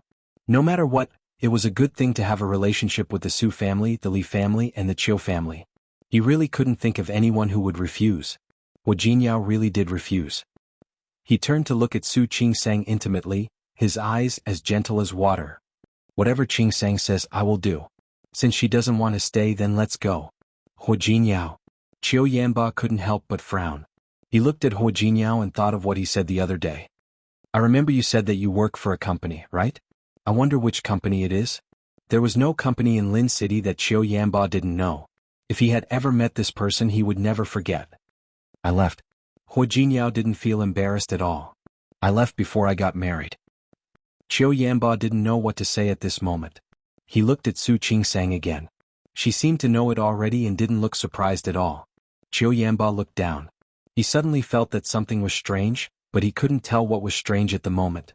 When she looked at Hu Jinyao again, her eyes seemed to be sizing him up. So, Jinyao is unemployed now? Yes. There are some positions in our company that are vacant. I didn't know you. Thank you. No need. Hu Jinyao refused without thinking. I will find a job myself. I won't trouble you, Mr. Qiu. Qiu Yanba called him by his name, but Hu Jinyao called him Mr. Qiu. They were close and distant. Qiu Yanba could be considered a genius. Being humiliated like that, his expression turned ugly. Thinking of what Su Chenghui had said when he came out, the trace of unhappiness on his face was suppressed. It seems that Jinyao is quite ambitious. But no matter how ambitious he was, he didn't need to have a strained relationship with his family. After all, Qingsang was still a daughter of the Su family. What do you think? Was he using both the carrot and the stick? Su Qingsang's face darkened. What Qiu Yanba said made sense. As long as the Su family did not announce to the public that they had severed ties with her, she was still a daughter of the Su family. He glanced at Hu Jinyao. For some reason she just wanted to know what he was thinking. When Hu Jinyao saw Su Qingsang looking at him, he smiled at her. When he turned to face Qiu Yanba, the smile on his face disappeared. Boss Qiu. I just don't want to disturb your family reunion. So he didn't want to eat here. It can't be that she's not a daughter of the Su family just because she doesn't eat here, right? Qiu Yanba was stunned for a moment. Hu Jinyao continued, you also said that Qingsang is the daughter of the Su family. Since that was the case, it was understandable that she didn't feel well today and wanted to go back and rest. Isn't that right? Before Su Qingsang could react to Hu Jinyao's eloquence, he had already taken her outside. Qiu Yanba stood behind the two of them and watched them leave.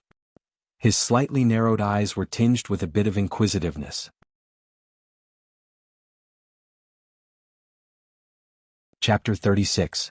Su Qingsang didn't react until she got into the car. She sat in the front passenger seat and looked at Hu Jinyao. At the wedding, she already knew that this man's mouth was extremely sharp. She didn't expect him to have the upper hand in front of Qiu Yanba. This was really, he said that it was just a meal. She was still a daughter of the Su family whether she ate it or not. But the fact was that she was not a daughter of the Su family whether she ate it or not. After all, no family would treat their daughter like that. She looked down at her slightly pale fingertips. There were some very simple things that she couldn't see through. In fact, she still had expectations in her heart. Expectations would hurt. If she didn't have expectations, she wouldn't be disappointed and wouldn't be hurt. Su Qingsang was stunned when her hand was suddenly held by someone. She looked up at the owner of the hand. She didn't know when Hu Jinyao had stopped starting the car. At that moment, he was holding her hand and looking at her attentively. If you don't like it, don't come next time. Su Qingsang was stunned and looked at Hu Jinyao's enlarged face in front of her. He was also looking at her. His eyes were focused as if he only had eyes for her. Su Qingsang felt uncomfortable being stared at like that, so she turned her face away. Why wouldn't I like it? This is my home. Although the people in this family didn't treat her as a family member. She said the last sentence softly, but Hu Jinyao heard it clearly. He gently squeezed her palm. Your home isn't here. Let's go home now. That 3-bedroom house was their home. Su Qingsang understood what he meant and looked at Hu Jinyao holding her hand. His hand was very beautiful, slender, well-proportioned, and well-defined. No, Hu Jinyao suddenly said, causing Su Qingsang to turn to look at him again. We should go eat first. The Su family villa was a little far from the city. It was almost noon after all that had happened just now. What do you want to eat? Hua Jingyao looked at Su Qingsang with some encouragement in his eyes. Don't say anything. You always say anything. I feel like you're hard to take care of. Su Qingsang swallowed the word, anything she was going to say. Looking at Hua Jinyao's smiling face, the negative emotions just now disappeared without a trace. I want to eat crossbridge noodles. When he was in school there was a guy from Y province. She often brought him to look for the cross-the-bridge noodle shops in various places in Yang City. She was not particular about food, but she could never forget that feeling. All right. Hua Jinyao started the car as he spoke. Where is it? I know a restaurant in Y province. The rice noodles there are delicious. Su Qingsang took out her phone as she spoke. They have to make a reservation every time they go there. You drive first. I'll see if there's any space left. Okay. Hua Jinyao glanced at her out of the corner of his eye as he spoke. When he realized that the disappointment on her face was completely gone, the corners of his lips curled up a little. When Su Qingsang woke up in Hua Jinyao's arms again, she found that she had gotten used to it. It had only been a few days, but she had already gotten used to a man's embrace? Looking at Hua Jinyao's closed eyes, she had a strange feeling in her heart. She still didn't know who Hua Jinyao was. His identity, his background, and even their marriage, even his parents hadn't seen them. But Su Qingsang was willing to believe that he wouldn't hurt her.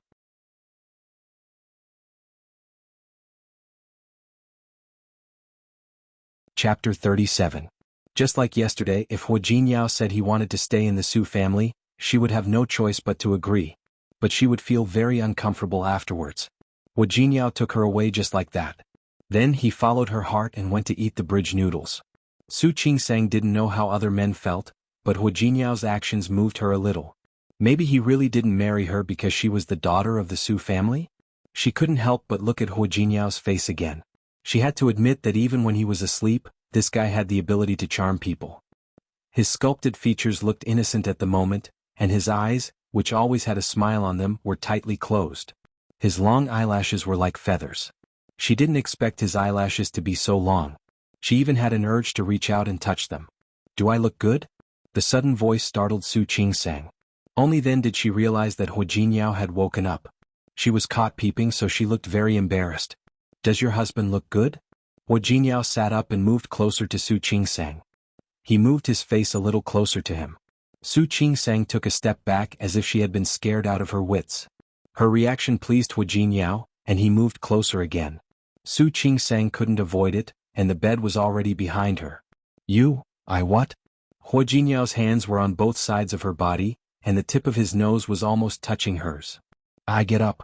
Su Qingsang wanted to get down in a hurry, but Hua Jinyao gently circled his arms when she wanted to escape and then turned over. Su Qingsang was pressed under his body and she was shocked. Hua Jinyao's facial features were very close and his eyes were deep. She saw her own shadow in them. She could still feel his breath and everything made her uncomfortable. You get up. Seeing that he didn't move, Su Qingsang added, You're so heavy. Heavy? Not only did Hua Jinyao not get up, but he deliberately pressed on her body. How heavy? This guy was really... Su Qingsang blushed and felt a little uncomfortable. I have to work today. It's still early. As Hua Jinyao spoke, his face moved down a little more. He was about to touch Su Qingsang. Without thinking, Su Qingsang raised her hand and pushed him. Hua Jinyao didn't expect her to push him, so he rolled over and fell asleep on the side. Su Qingsang quickly got off the bed and said, I'm going to wash up. She ran into the bathroom as if she was escaping. Her movements were so fast that it seemed like someone was chasing after her. Hua Jinyao turned his body sideways. He supported his chin with one hand and gently touched his face with the other. Was he less attractive? Su Qingsang didn't know that her rejection of Hua Jinyao had made him doubt her charm. But even if she knew, she wouldn't mind. After eating the breakfast Hua Jinyao bought, Su Qingsang picked up her bag and car keys and was about to leave. Hua Jinyao followed behind her. Su Qingsang watched him lock the door and looked at him with confusion. Are you going out? She asked. I'll send you to work. No need. It was so close that she could drive herself. You still want me to send you? It's fine. I'm fine anyway. Seeing that Su Qingsang didn't want to go out with him, Hua Jinyao frowned slightly and pretended to be hurt. You don't like me to send you? No, she really didn't like it. In the past few days, Hu Jingyao had invaded her life too much. She needed time to get used to it.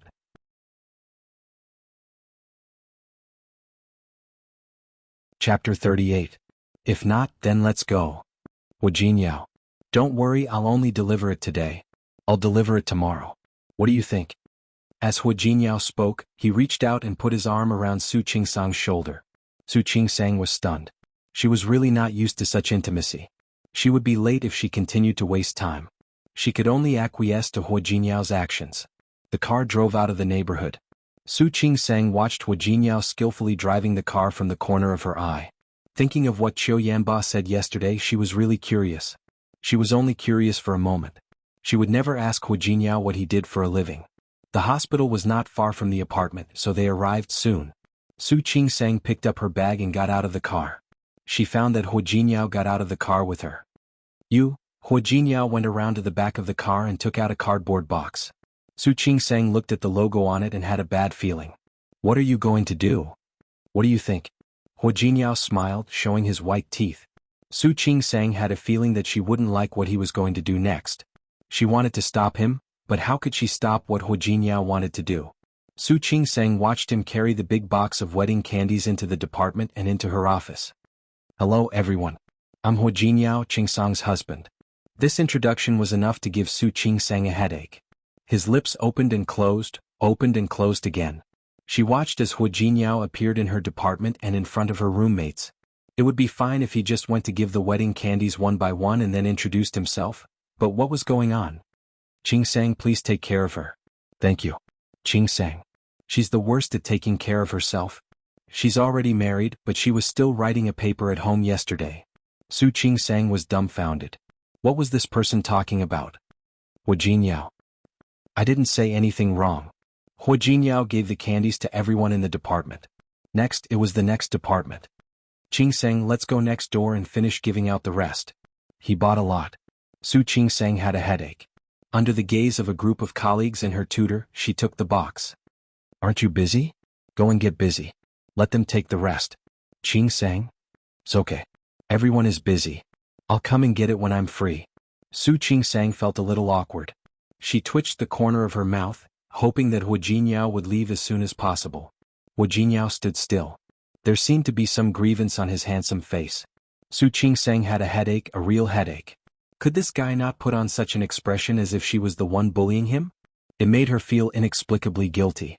She didn't bully him. What was she feeling guilty about? He came here without her permission. Seriously, everyone in the department was watching. The hospital she worked in was one of the largest hospitals in Lin City. There were many people in one department. All right. Then I'll go back first. Hu Jingyao glanced at the others as he spoke. I'm sorry.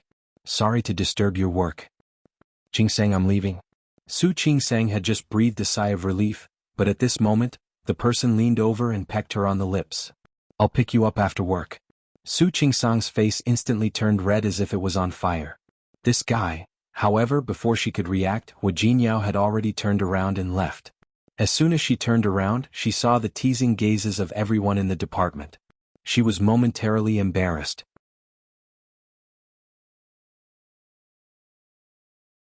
Chapter 39. Su Qingsang had been feeling a little uneasy this morning. Hu Jingyao's actions and the wedding candies. Yes, it attracted a lot of attention in front of her colleagues. Later, not only the department next door but even the departments downstairs and upstairs also came over. She even felt lucky that Hu Jingyao had bought enough wedding candies so there would still be leftovers. Su Qingsang didn't get a chance to catch her breath until lunchtime. When she arrived at the hospital's cafeteria, the aunties in the cafeteria winked at Su Qingsang. Dr. Su, why didn't you send me wedding candies? I've been giving you more food every day. Su Qingsang blushed. The cafeteria lady put 2 more poached eggs in her bowl. Dr. Su, you just got married so you must be tired. Take care of yourself. Seeing the people in the cafeteria looking at her, Su Qingsang felt really embarrassed. He tried his best to minimize his presence. When he was about to find a seat with the tray, he didn't notice that someone was standing in front of him. Just as she was about to touch him, the man was very powerful. He quickly supported her, stabilized her body and let her stand still. Be careful. Thank you. Su Qingsang raised her head. When she saw the person in front of her, there was a flash of surprise in her eyes. Hongchen, why are you here? Why can't I be here? Hongchen had the face of a scholar, but he had a pair of beautiful peach blossom eyes. Usually, this appearance attracted a lot of men. In order to avoid peach blossoms, he even wore a pair of glasses even though he was not nearsighted. Hongchen was the son of the hospital's director. He majored in cardiac surgery. He was 3 years older than Su Qingsang. At such a young age, he was already a famous attending physician in the Department of Cardiothoracic Surgery. In the previous year, he had gone to the United States for academic research. Have you finished your research? Yes. Hongchen nodded. Noticing that someone was looking in their direction, he spread his hands and said, "There are seats over here. Let's sit down and talk." All right. Su Qingsang admired Hongchen. He was young but very experienced. Last year there was a pregnant woman with heart disease. At that time all the doctors did not dare to accept it, but he said that there was no problem. In the end, under the combined efforts of the thoracic surgery department and obstetrics department, the pregnant woman's delivery was ensured, and both mother and child were safe. The incident had even made the news in Lin City at the time. Su Qingsang admired capable people very much, especially someone like Hongchen. Hongchen was the dean's son, but he didn't put on any airs and usually ate with them. He brought some food over. Su Qingsang glanced at his bowl. What's wrong? Or do you like to eat vegetables? Yes. As a cardiothoracic surgeon, he operated on patients every day. Hongchen was more interested in vegetarian food than meat. Everyone in the academy knew about this. Su Qingsang took a sip of the soup and noticed that Hongchen was staring at her. She was puzzled. What's wrong? Is there something on my face? I heard you got married as soon as I came back? Su Qingsang curled her lips and said helplessly, Yeah, I'm married. There was a flash of sadness in Hongchen's beautiful peach blossom eyes under the lenses. Why so sudden? I remember you said before that you wouldn't get married until you were 30. Plans can't keep up with changes. Su Qingsang smiled. She didn't want to talk about her flash marriage. Hongchen nodded and suddenly sighed. Once you get married, the hearts of many bachelors in our hospital will be broken again.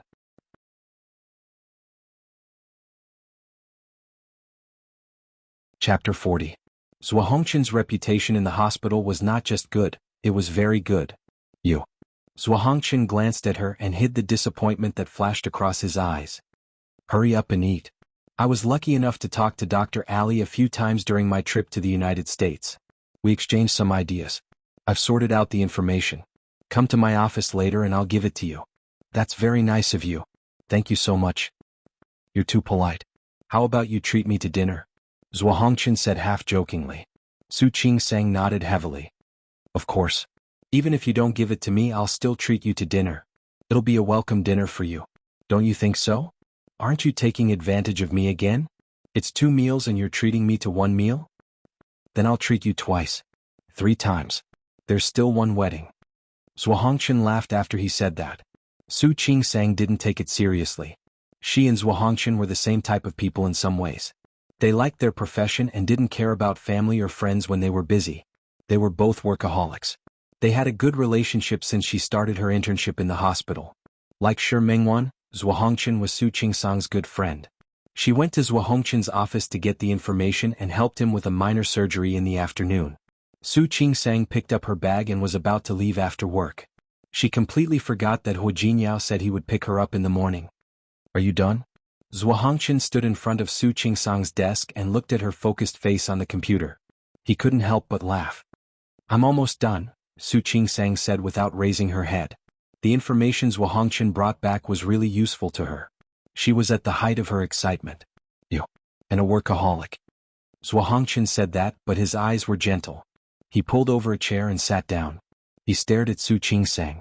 Su Qingsang didn't notice. She looked at one spot and suddenly raised her head to look at Hongchen.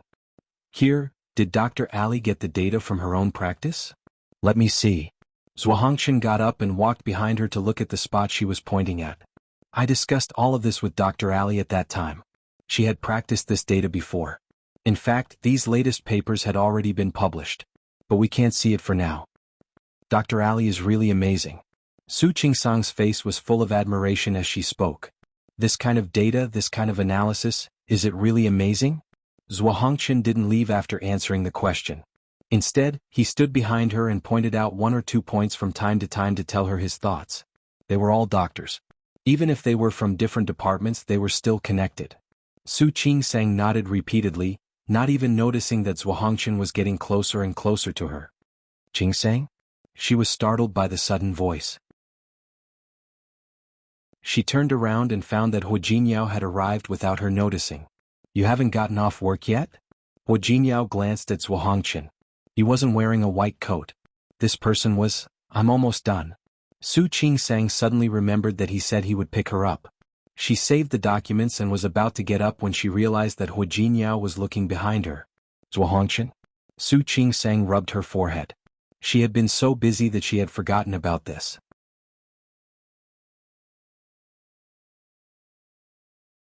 Chapter 41. He was looking at Zhuo Hongqian and Zhuo Hongqian was also looking at him. It was not difficult to guess the other person's identity from his tone. Zhuo Hongqian looked calm and collected, but he took a small step towards Su Qingsang. Su Qingsang also realized that Zhuo Hongqian was standing very close to her. She had a good relationship with Zhuo Hongqian. He was her senior and the son of the hospital director. Su Qingsang didn't think too much about it. Now that he was so close to her and she met Hu Jinyao's gaze, she felt a strange sense of guilt. What the hell? Let me introduce. This is Zhuo Hongqian, my senior. Senior, this is Hu Jinyao, my husband. She really couldn't say the word husband. Su Qingsang's words made Hu Jinyao slightly raise his eyebrows. He was really not satisfied with such an official introduction, and he didn't miss Zhuo Hongqian's subtle movement just now. This man probably had an ulterior motive towards Su Qingsang. He had an answer in his heart, so he politely took 2 steps forward and reached out to hold Zhuo Hongqian's hand. Senior Zhuo, right? I'll call you senior too. I am Hu Jinyao, Qingsang's husband. Zhuo Hongqian reached out to shake his hand. The two of them held each other's hands in the air. Then they exerted force and quickly separated. When Hu Jinyao withdrew his hand, he didn't forget to pull Su Qingsang into his arms. Su Qingsang's body stiffened and felt uncomfortable for a moment. She really needed time to get used to Hu Jinyao holding her hand, waist and shoulders from time to time. Hu Jinyao felt her body tense and stiffen, so he hugged her even tighter. Since you're done, let's get off work. Hu Jinyao. Su Qingsang touched her nose a little awkwardly. Senior just came back today and I promised to treat him to dinner. Zhuo Hongqian stood there and started to size up the man in front of him. He looked very tall, at least 1.9 meters. He also had a strong aura. The hand that shook his hand just now was firm and strong.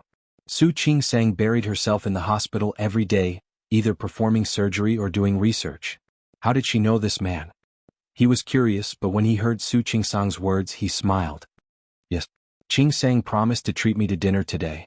Since he's Qingsang's senior brother, I should be the one to invite him. As Hu Jinyao spoke, he tightened his arms around Su Qingsang's body.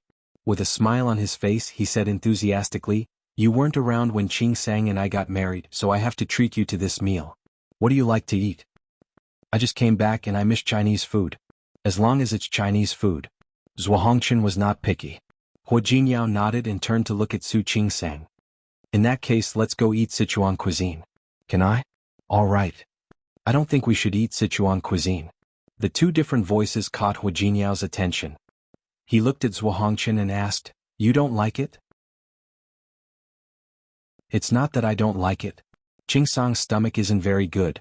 She shouldn't eat too spicy food, right? When he spoke, his expression was very calm, as if he was concerned about his junior sister. However, Hu Jinyao understood the hidden meaning in his words. As a senior brother, he knew that Su Qingsang couldn't eat spicy food. But as her husband, he made such a suggestion. Hu Jinyao narrowed his eyes, and his gaze flickered slightly. It seemed that this senior brother was not a simple person.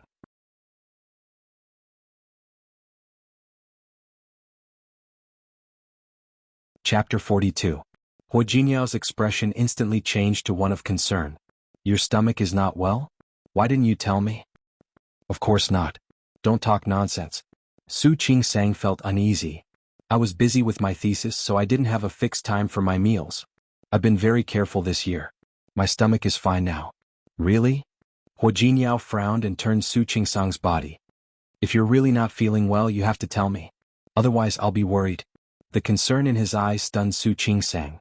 For a moment, she almost thought that Hu Jinyao liked her. She quickly shook her head. How was that possible? This guy had only been with her for a few days. How could he like her? From the corner of her eye, she saw that Zhuo Hongchen had been looking at her. She seemed to suddenly understand. Wu Jingyao was acting. He probably wanted to protect her reputation in front of her senior brother and the hospital. She knew it from the way he came to deliver her wedding candy. Thinking of this, she felt much more at ease. She smiled at Wu Jingyao. Okay, don't worry. If I'm not feeling well, I'll definitely tell you. That's good. Wu Jingyao held her hand. Since your stomach is fine, let's eat Sichuan cuisine. How about that? Okay. She actually liked Sichuan cuisine, Hunan cuisine, and other cuisines. Although the taste was a little strong, it was very satisfying. Zhuo Hongchen looked at Wu Jinyao's actions and smiled slightly. The smile in the depths of his eyes lessened a little. Mr. Hui is so good to Qingsang. Of course. Wu Jinyao looked calm. Qingsang is my wife. Who else should I be good to if not her? Even though Su Qingsang knew that he was acting, she couldn't help but blush because of his words. Wu Jinyao probably worked in a film company, right? How could he be so good at acting? He said it as if it was true. Wu Jinyao and Su Qingsang got into the car together. Zhuo Hongchen had driven his own car here, so he drove behind them. Your senior brother looks quite young. Wu Jinyao looked at the shadow of the car behind them. He sounded very casual. Yes, he's very young. He's not even 30. Oh. Yes, he's not even 30, but he already has a master's degree. He specialized in cardiovascular surgery. His medical skills were superb. He has published papers in national academic journals. So powerful? Wu Jinyao looked at the red light in front of him and narrowed his eyes slightly. Yes. Su Qingsang nodded. I want to be a great doctor like him. Wu Jinyao could tell from Su Qingsang's words that there was no emotion other than admiration. He turned to look at her. Her clear eyes were sincere and sincere. She really hoped that she could become a good doctor. You definitely can. Thank you. His blind trust in her gave Su Qingsang another strange feeling. Looking at Wu Jinyao's handsome side profile, she thought that he was indeed very handsome. Not only was he handsome, but he was also good with words and knew how to take care of others' emotions. Whether he was sincere or not, at least she didn't dislike what Wu Jinyao did today. He was even a little touched. She shook her head and found that her attention had been on Wu Jinyao, which made her very uncomfortable. Fortunately, they soon arrived at the restaurant. Zhuo Hongchen's car arrived almost at the same time as Su Qingsang. You're tuning in to the Han Li's Wuxia Adventures YouTube channel. We're so grateful for your support, and don't forget to subscribe to join us on this incredible journey through captivating stories. Your generosity through donations truly makes a world of difference, as it's the primary source of revenue that allows me to expand and enhance this channel for you. Thank you from the bottom of my heart for being a part of this adventure.